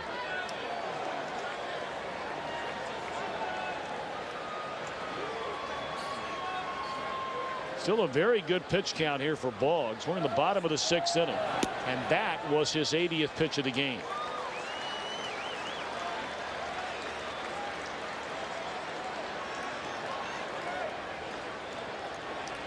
Three and 0 to Lowell, and there's a walk. 1 in, 1 out, 1 on.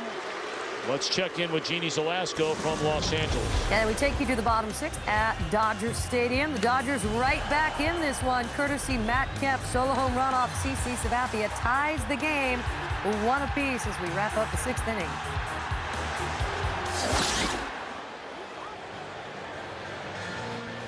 Well, the Dodgers earlier in the week swept Cincinnati on the road to get within 4 games of 500 before losing last night. The day is over for Mitchell Boggs. Kyle McClellan will come on from the bullpen. We'll be back.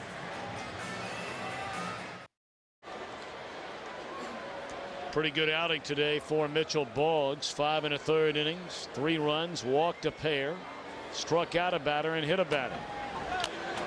And he'll give way to 23-year-old right-hander Kyle McClellan. A native of St. Louis, went to Hazelwood West High School, was a 25th round selection by the Redbirds in 2002. He has had an excellent year. His last outing wasn't so good, however. He gave up a pair of home runs against Kansas City.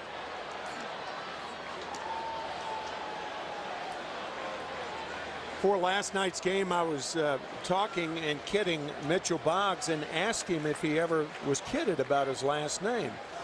He said, oh, yeah. He said he was a great Hall of Famer. I said, well, that's not going to stop tomorrow when a guy named Boggs is on record to beat the Red Sox. We mentioned earlier, no relation between the two. No.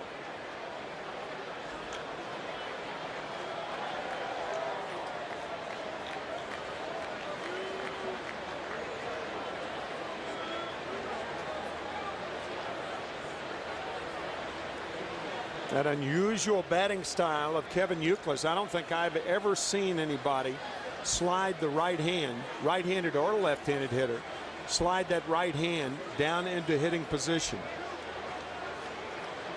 Forefinger, thumb, as the pitch is on its way, he's ready to hit, and hits very well.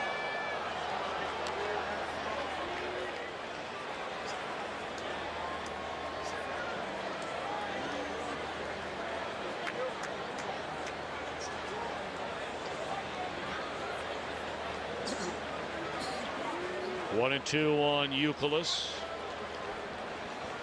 With one on, one run in, and one out. Did that get the bat or his hand? The bat.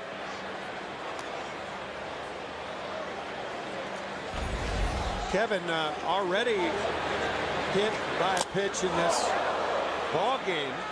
And I'll tell you, it's a good thing that got bat, because if that got hand, that could have been very, very dangerous. Off the mask of LaRue. Oh, good play. Fine play by LaRue, who has done a more than yeoman's job behind the plate for Tony La Russa. If there is such a thing as a cowboy in baseball today, and I'm not talking about cowboy up, I'm talking about a real cowboy, it is Jason LaRue. He is from West Texas. Swing and a miss. No country for old men in West Texas. Indeed. Good fastball in on the hands. It gives you an idea that pitchers just don't get it where they want to all the time. LaRue was sitting outside, and the pitch was up and in to get Youkilis. Now Brandon Moss, who's walked and scored, then fly to left in the fourth inning. 8 runs, 10 hits for St. Louis, 3 runs, 5 hits for the Red Sox. The Cardinals won the opening game by a run of this series last night. And trying to make it back-to-back victories, leading by 5, with still plenty of baseball to go here today.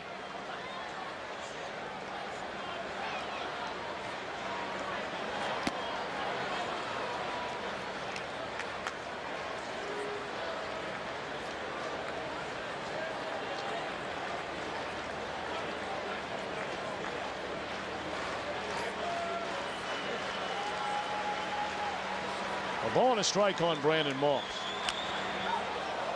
Way out in front there.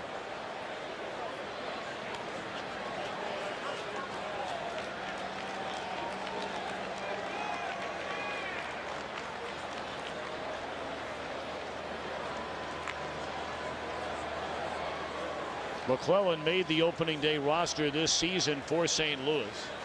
Had never pitched above Double-A. And that breaking ball just missed. Curveball went around the plate.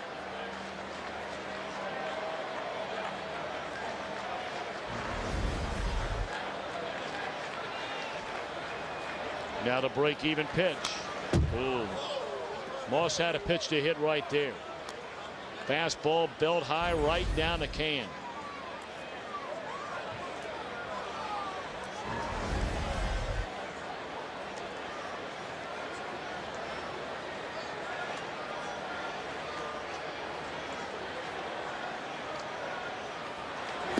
Struck him out on a breaking ball.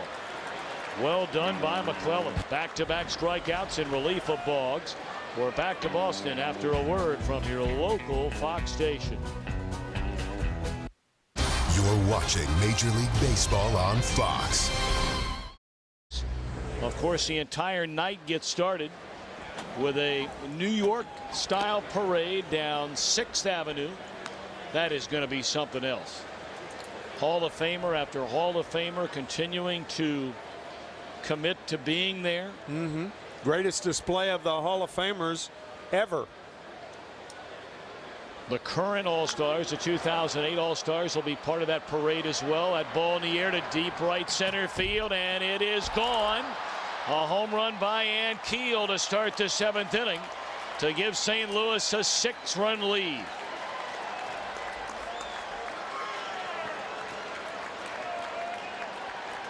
We talked earlier about Lopez's slider to strike out Skip Schumacher.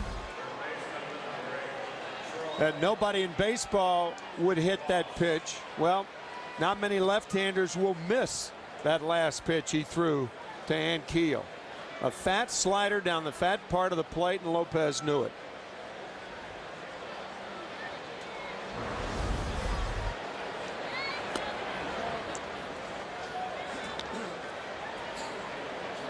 Well, the Cardinals have come here to Boston, and they have just out-slugged the Red Sox. They have hit now 6 home runs in the first 2 games of this series. Gloss with a grand slam back in the 2nd inning.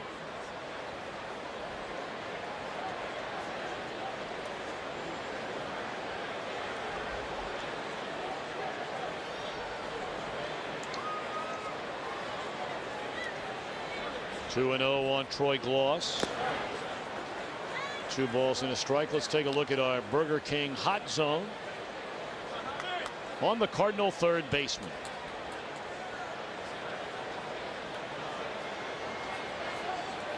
For a right-handed batter, Gloss has always been a good low ball hitter. There aren't many of them around. Nope, but there seem to be more right-handed low ball hitters in the game today than there were 40 years ago. And I don't know the reason for that. I've heard several theories. They're seeing more breaking balls when they're younger, coming up with aluminum bats. You're not buying that? Well, I just don't know. Aluminum bats, there are very few college players, high school kids who have ever been jammed. And they get in a professional ball and they start having to deal with that pitch inside, and they can't handle it. Ball 4 to Gloss. Well, we showed you earlier the leading vote getters so far, position by position in the American League. How about the National League, where you have 3 Cubbies right now: Soriano, Fukudome, and the rookie Giovanni Soto behind the plate. Boy, that infield of Jones, and Utley's cold right now, and Lance Berkman having a monster year. Miguel Tejada, the leading vote getter at short, and of course Ken Griffey Jr., the third outfielder, who just got to 600 home runs a couple of weeks ago.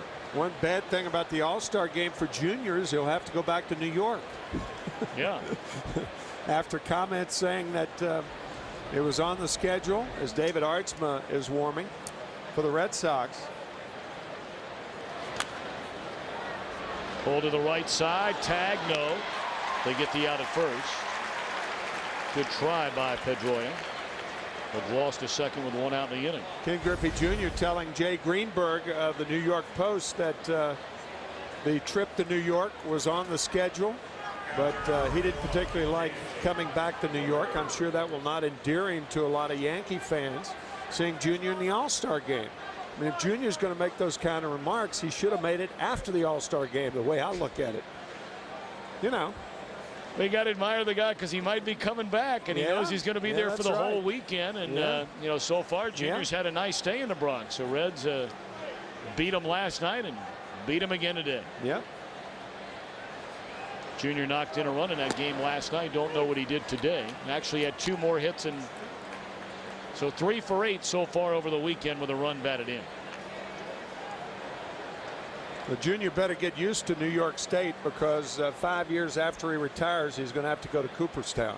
Now, that's not New York City, but I think he'll find his way there. It's a pretty well, you're really going out on a limb there, Jimmy. You're 50 years of pro baseball. Have you ever stepped out so far on the ledge? Some of the Hall of Famers that have committed to being part of our parade up 6th Avenue leading up to the All-Star game. We'll have all the coverage of this for you right here on Fox. I mean, look at some of those names. Your old teammate for many years and a dear friend, Bob Gibson. Orlando Cepeda, the most valuable player in 1967. Gary the Kid Carter. Wade Boggs, talked about earlier. Ralph Kiner. I worked with Ralph for 16 years in the Met broadcasting booth, and one of the grand gentlemen of the game, who once had a date with Elizabeth Taylor. How did that go? That went pretty well. Well, I don't even know what that means. We'll continue this off the air. And by DirecTV, if you call yourself a sports fan, you gotta get DirecTV.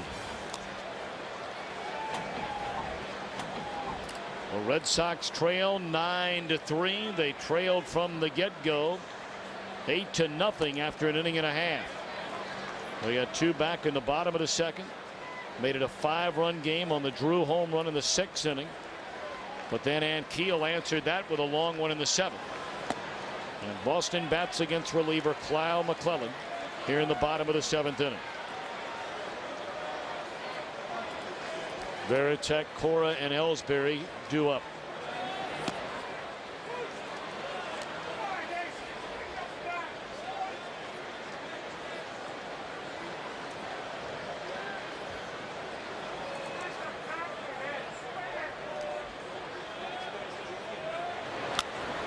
There's a high pop-up left side of the infield for Gloss in the shade. He makes a play, 1 away. Well, Major League Baseball and the American Academy of Dermatology are teaming up for the 10th anniversary of the Play Sun Smart program to promote skin cancer detection and prevention. Log on to MLB.com and playsunsmart.org for more information. Please do that, and especially for your children. Oh, yeah. Load up on that sunscreen and wear a hat, put on a shirt, whatever the case may be. Of course, Curt Schilling and his wife Shonda Schilling have been extremely persuasive and very active in the battle against skin cancer. Shonda Schilling having to have some melanoma removed from different parts of her body, and has been very active out in Arizona and around the country. Of course, a story came out yesterday, Curt Schilling himself breaking the news on his radio show that he is going to have shoulder surgery, that his season is over, and quite possibly his career is over. Of course, it's been an ongoing saga as to what should have been done, when it should have been done, going all the way back to January when the problems initially flared up with the shoulder. Wanting to have the operation, not wanting to have the operation. When could you come back? As Cora's gone on strikes for the 2nd out of the inning. The long and short of it is, only time will tell if Schilling is indeed coming back. What cannot be denied, and Tim, you've been around a lot longer than I have, but in the short time I've been around, Schilling was without question the best big game pitcher I have ever seen. Oh, yeah. Co-MVP of the World Series back in 2001, 11-2 in postseason with a microscopic 2.23 earned run average. And a better winning percentage than Catfish Hunter. Just as an example, not that we're saying that Catfish doesn't belong in the Hall of Fame, because obviously he does. But if you put Catfish in there for comparison, look at Curt Schilling's winning percentage as opposed to Catfish, and Curt Schilling's postseason performance as opposed to Catfish. And Catfish was a flat-out winner, and everybody knows it. And Schilling a flat-out winner. Absolutely. And everybody knows it. Absolutely. You know, when you look at what Josh Beckett, for example, did last year, and I know it's a game, it's just overloaded with statistics. I mean, there's no debate about that. But when you consider that last year, Josh Beckett in the postseason had the 6th lowest ERA with a minimum of 30 innings at 1.20.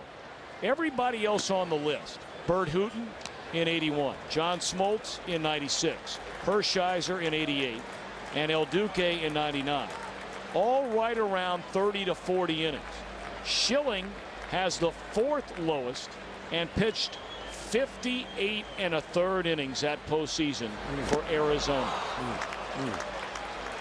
We'll talk more about Dice K, followed by Chris Smith, Javier Lopez, and now right-hander David Aardsma. An entirely new battery with Kevin Cash now behind the plate. Aardsma seems to have found his niche after initially coming up as a highly touted prospect as a starter with the Giants.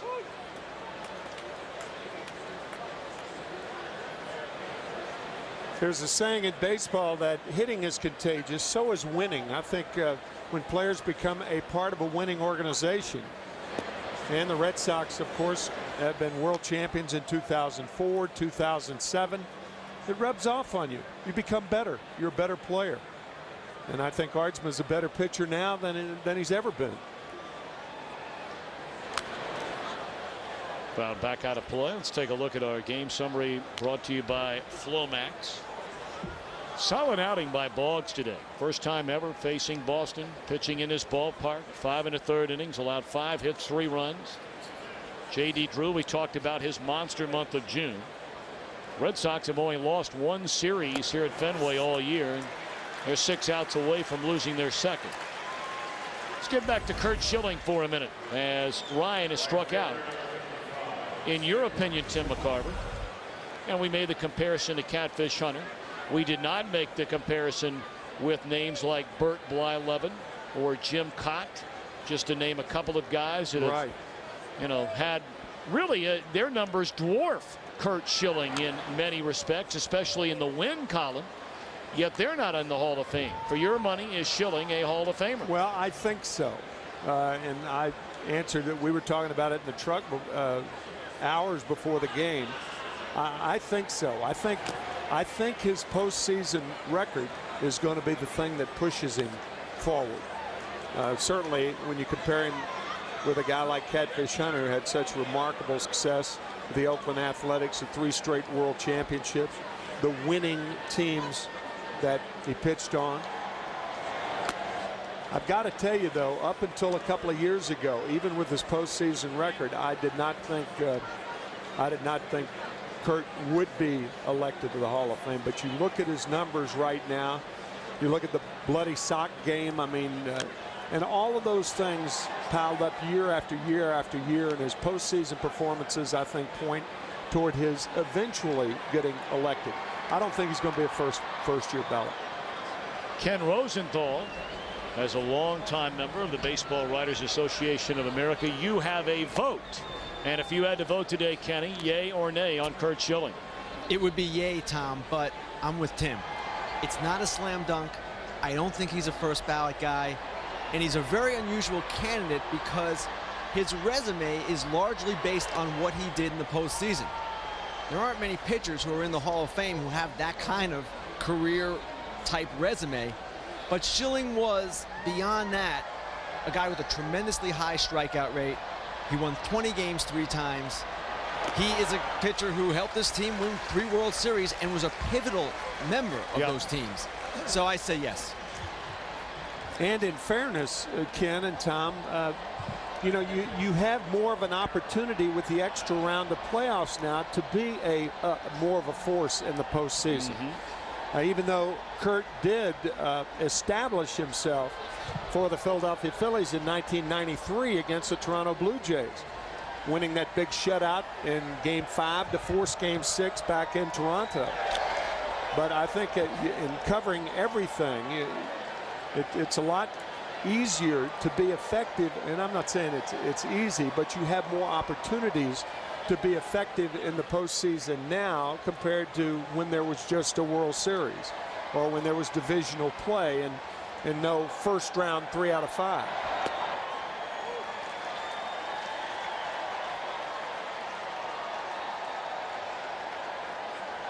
Aaron Miles 2 for 4 today. Had a 2-run home run to start the scoring in the first inning for St. Louis against Daisuke Matsuzaka. I know one thing. Very fortunate and blessed to have the chance to be there and to walk through that 2001 season. LCS and World Series with the Arizona Diamondbacks. I've never seen a more fearless performer in any sport in my life than Curt Schilling was in that 2001 year. Started 3 games in a 7-game World Series. The final 2 starts on 3 days rest. And I mean, he was something. You were there, Timmy. Kenny, you were there. It was an unbelievable ride. Greatest World Series ever played, in my view. There's a check swing and a miss, and Miles has gone on strikes. A perfect 8th inning for Aardsma. Boston running out of outs, trailing by 6. And above the diamond. Indeed. Sweet Caroline.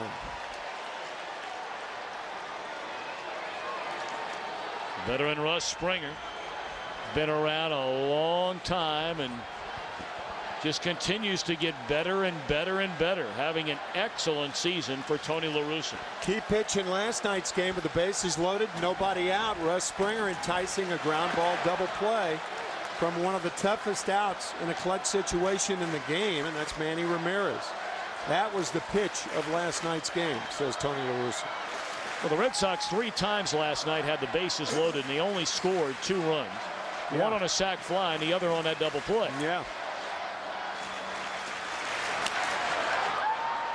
Back to Springer. And Pedroia retired to begin the 8th inning. Pepsi, the official soft drink of MLB, would like to congratulate the Cardinals who have homered in this series, and that's been a plenty. 6 of them are Pepsi Clutch Performers. To learn more about Pepsi's Clutch Performer of the Month award, visit PepsiClutch.com. 3 last night, 3 more today. Miles, Gloss, and Ankiel.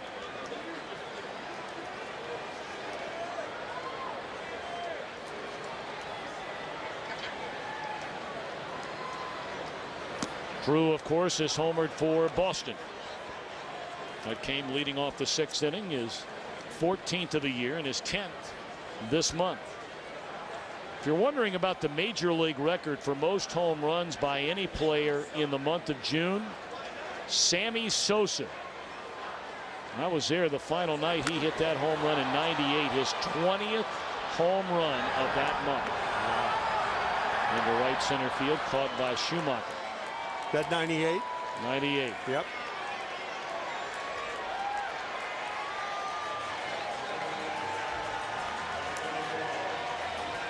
"20 home runs in a month." Can you believe that? That's 2 every 3 days. Oh, that's that Memphis math. Well, it's an MIT inspiration I from understand. earlier. It rubbed off on you. That's nice. I'd have been here using fingers and toes trying to figure it. Thank you. You just saved me. That's what partners are for, right?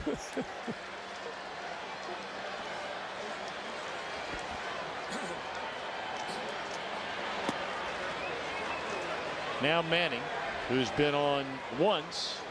He lined out to right in the first inning, doubled to left in the 3rd, and looked at strike 3 in the 6th inning. Craig Hansen, former #1 pick, has thrown the ball a lot better this year for Boston, getting loose in their bullpen.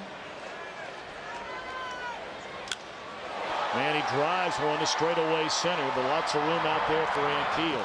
Cardinal bullpen lights out today. 2 2/3 and no-hit shutout baseball.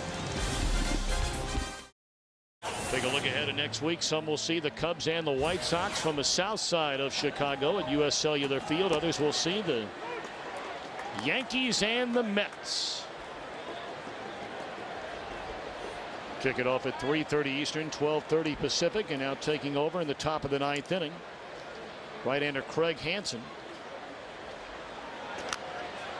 And Ryan Ludwig is quickly behind. No balls and 2 strikes. That's a deceptive earned run average, but often you see that with a reliever who has not pitched a lot of innings. You can get an earned run average over 5 in 1 or 2 innings, and it takes you a month to get it back down.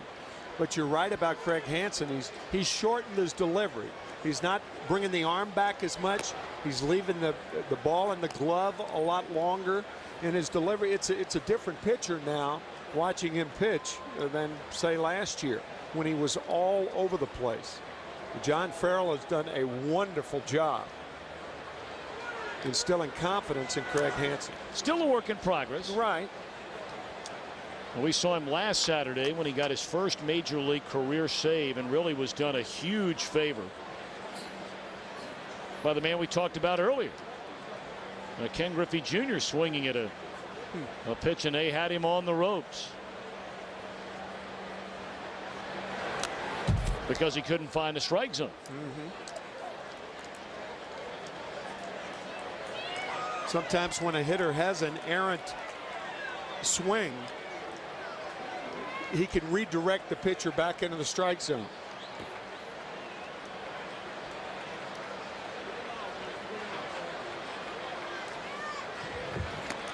Three and 2. And you're getting a look at precisely what we're talking about. Hansen gets ahead, no balls, 2 strikes. Next thing you know, a full count on the batter. Now, can he put him away, or does Ludwig reach? Driven into right center field. It'll be caught. 1 gone. Well, Fox Sports and Bank of America present Yankee Stadium's greatest baseball game, and learn more about Bank of America's MLB banking. Log on to foxsports.com. Keyword moments. That reminds me of a story that I heard last night for the first time. 2 years after the Chambliss home run was the Bucky Dent home run here on a Monday afternoon, the 163rd game of the season. Dave McKay, who is the only Cardinal now in sunlight as the first base coach with the Cardinals, told me that he was with the Toronto Blue Jays the last game of the season. Red Sox had to win with Don Zimmer as their manager. Yankees had to lose. Okay, last game of the season. For it to force the game after the season, that was ultimately the Bucky Dent home run. Well, in batting practice at about 12:15 that afternoon, Rick Bossetti, a flaky outfielder for the Toronto Blue Jays, now say it in a good way, he was a wonderful guy and an adventurous sort, crawls in the scoreboard in left field and puts a 5 spot where the New York Yankees were right there. Well, naturally, the people who were on hand to see batting practice, they don't think about it. That the game hasn't started yet. But he put a 5 spot and a 1 spot. That the Yankees have put 5 up in the first inning. Now the crowd is roaring, they're moaning and what have you. Is that right? Yeah, and security came and made him take it out of there. I had never heard that story. That's a great story. Isn't that wonderful? Oh, yeah.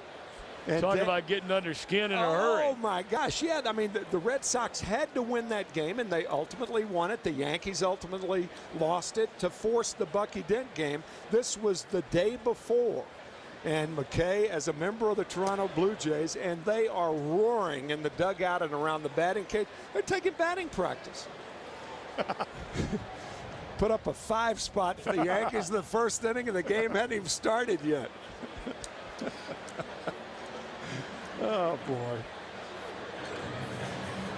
That's good stuff. Yeah, that was. It's That's just my kind of guy, that guy. Oh, yeah. Great story. Rick Bossetti broke in with the Phillies, ended up with the Blue Jays. In there, a strike to Troy Glaus, who's been on base 3 times today. Singled, scored, clubbed that grand slam off Chris Smith back in the 2nd inning. He's fly to left and drawn a walk. You know, speaking of Smith, you know, he walked in making his major league debut today, Tim, and I asked you the question, you know, did he do a good job? You look at his stats, 4 innings, 3 hits, 1 run. Makes his major league debut, bases loaded, nobody out. He comes in relief of of Matsuzaka. But I mean, I'm sure he's hanging his head in the clubhouse thinking I gave up a grand slam, but he did a good job. He did a great job. It was just the situation that he was thrown in. I mean, how many guys make their debut with the bases loaded and nobody out? Not many. And John Farrell understands that.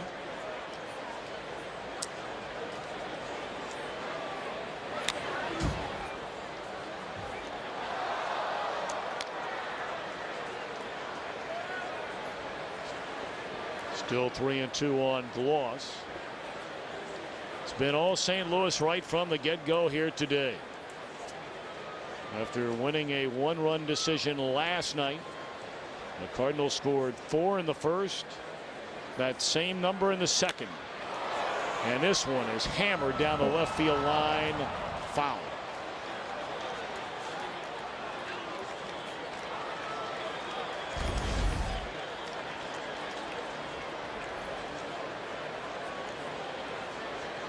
Now, Gloss, one of those guys who is so streaky,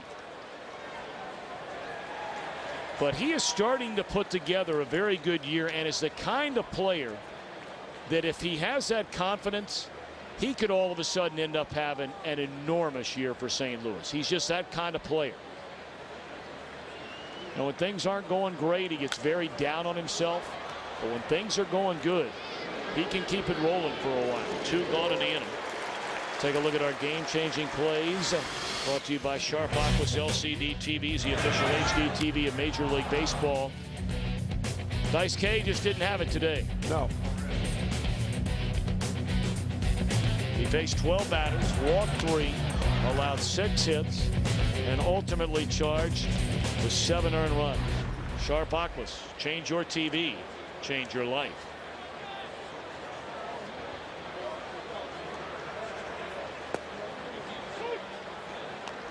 So one thing, Tom, about the Red Sox, they have such depth in their pitching staff. They have depth in their outfield. You mentioned you lose David Ortiz. You can put Ellsbury. You can put Coco Crisp, who's having a fine year. You can move Brandon Moss around, make Manny the DH. And they have that same type flexibility with their pitching staff. Headed by Josh Beckett. John Lester turning into a very, very potent weapon for Terry Francona. There's Josh Beckett. I'll tell you who else pretty good is Justin Masterson. Yes, sir. 4-1. We saw that young man last weekend. Masterson grew up just a little bit north of Cincinnati.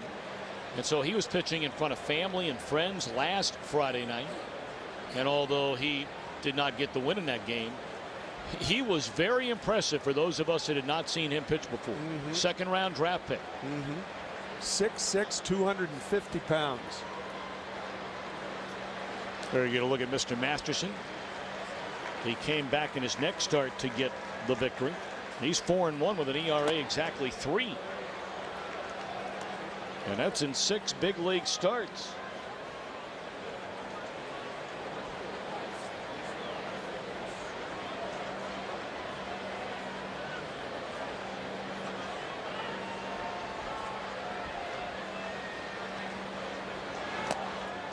Two and 2 on Duncan.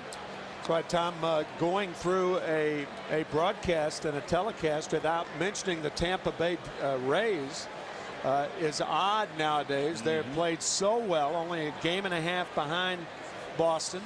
If Boston loses this, they will be a game out, and they play the Houston Astros tonight.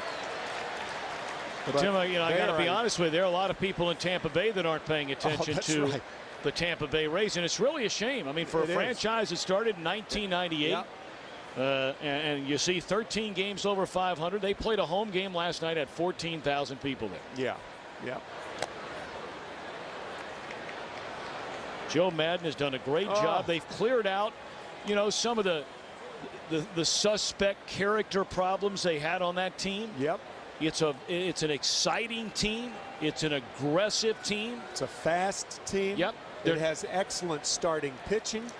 That's not backing down to the Yankees and the Red Sox of the world. Nope. There's ball 4 to Duncan. But I guess my point was the Red Sox right now appear to have too much depth in their starting pitching. They have a terrific short relief specialist in Jonathan Papelbon, one of the best in the game, and they can adapt and are so maneuverable with their offense. They are such a deep team, and that's why, you know, it's unlikely for the Rays to keep up, but who's to say? It was unlikely back in the middle of April for the Rays to keep up, and here they are, you know, a game out of first place. They're good. They are good. They've got Kazmir rolling. Yep. Pitching very, very well since getting back to full health, good health. Here's Jason LaRue. Ball one low.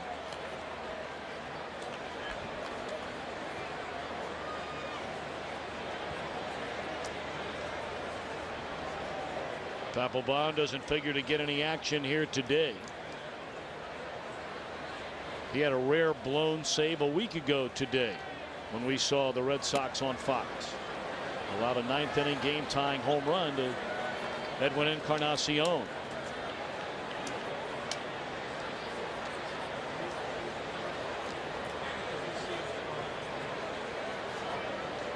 Two on, two out, and Hansen has fallen behind LaRue 2-0. Jason with a pair of hits and a pair of RBIs.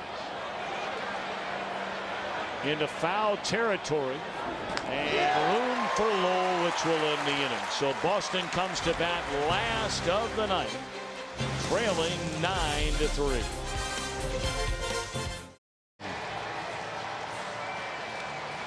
Jason Isringhausen just activated from the disabled list a week ago today.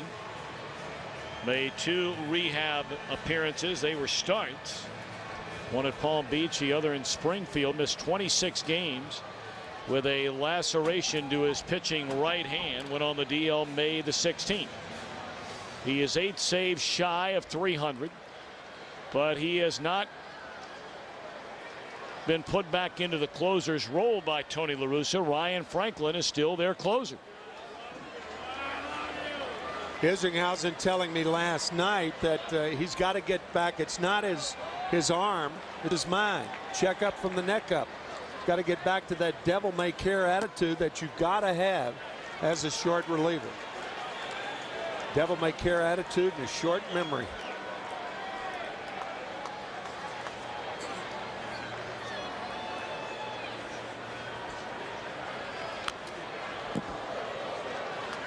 Two and one on Mike Lowell.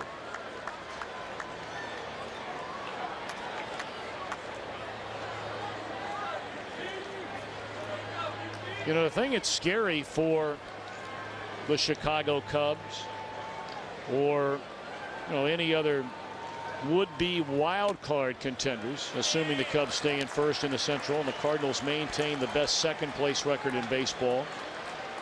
If things go their way, and I don't mean, you know, 100% their way, but, you know, they think they're going to get Mulder back. They think they're going to get Chris Carpenter back. They now have Isringhausen back.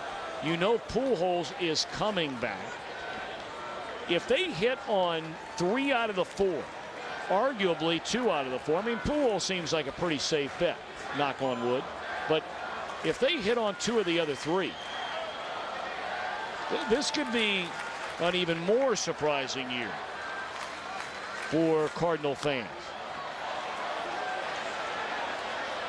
This is playable for LaRue. Well, it would turn out to be exactly that in my view. A more surprising year. They have been surprising thus far. If they get to the postseason with pretty much the same outfit that they have right now, even if they get Carpenter back, even if they get Mulder back, even if they get Pujols back and everybody's healthy, I don't think they match up to the Cubs. Even with everybody healthy, I think the Cubs are a superior team. Now, that does not mean that in a short series, once the season's, you know, that you can't win 3 out of 5 or win 4 out of 7 if you're matched up. I mean, they did that against the Mets 2 years ago, when I thought clearly the Mets were a superior team, but the Cardinals beat them. I didn't think the Cardinals were going to beat them. I don't think many people in baseball thought that, but they did. When Carlos Beltran took that curveball from Adam Wainwright, and Roger Angel, the great writer from the New Yorker, said it was such a deep, steep break. It fell like a bat in an elevator shaft. I thought, boy, is that descriptive. And it was. That thing started at around his face and ended up around thigh high. Kind of like that one.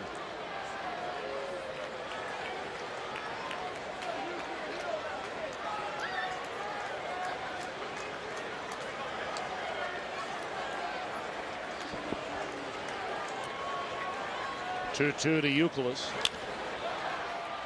On the ground to Brendan Ryan. And Boston down to its final out of the afternoon.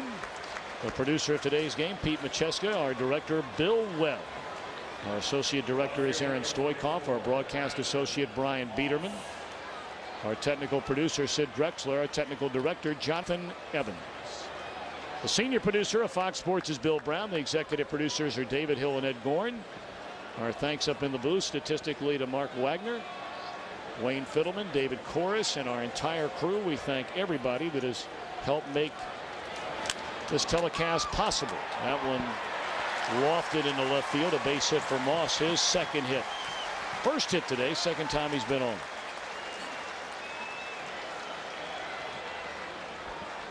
Tom, you know, you're talking about personal opinions, and everybody's got an opinion about a lot of different teams, a lot of different players, but talking to Tony La Russa before the game, Tony's saying that everybody has underestimated our talent from spring training on, implying that he hopes it continues, that they underestimate the talent of the Cardinals. Well, anybody who underestimates any Tony La Russa team is just a fool. Yeah, that's right. Too much experience from the White Sox in 1983 to the success of the Oakland Athletics in the 80s, the World Championship against the Giants in the Earthquake Series in '89, and the remarkable success he's had with the Cardinals. It's been extraordinary. Kevin Cash batting for the first time today. There's a roller up the first base line that should end it. Isringhausen applies the tag, and that's that. So, for the second time all year long, the Boston Red Sox have lost a home series. They'll try and salvage one game out of this three-game weekend set tomorrow. The Cardinals win it 9-3 the final. And today's Chevrolet player of the game is Aaron Miles. He had a two-run home run to start the scoring in the first inning. He singled and scored in a four-run second. For more coverage of the Cardinals win and the Chevrolet player of the game performance, go to foxsports.com. Chevy, an American revolution. We update the National League Central Division standings. We told you earlier the Cubs make it back-to-back wins over their crosstown rivals, the White Sox. And Boston will keep an eye on Tampa Bay, who is scoreless at home against Houston right now in the third. For more information on today's game and the latest in Major League Baseball, log on to foxsports.com, powered by MSN. For Tim McCarver and Ken Rosenthal and our entire crew, I'm Tom Brenneman. Thanks so much for being with us. The studio is coming up after these messages. We'll see you next weekend.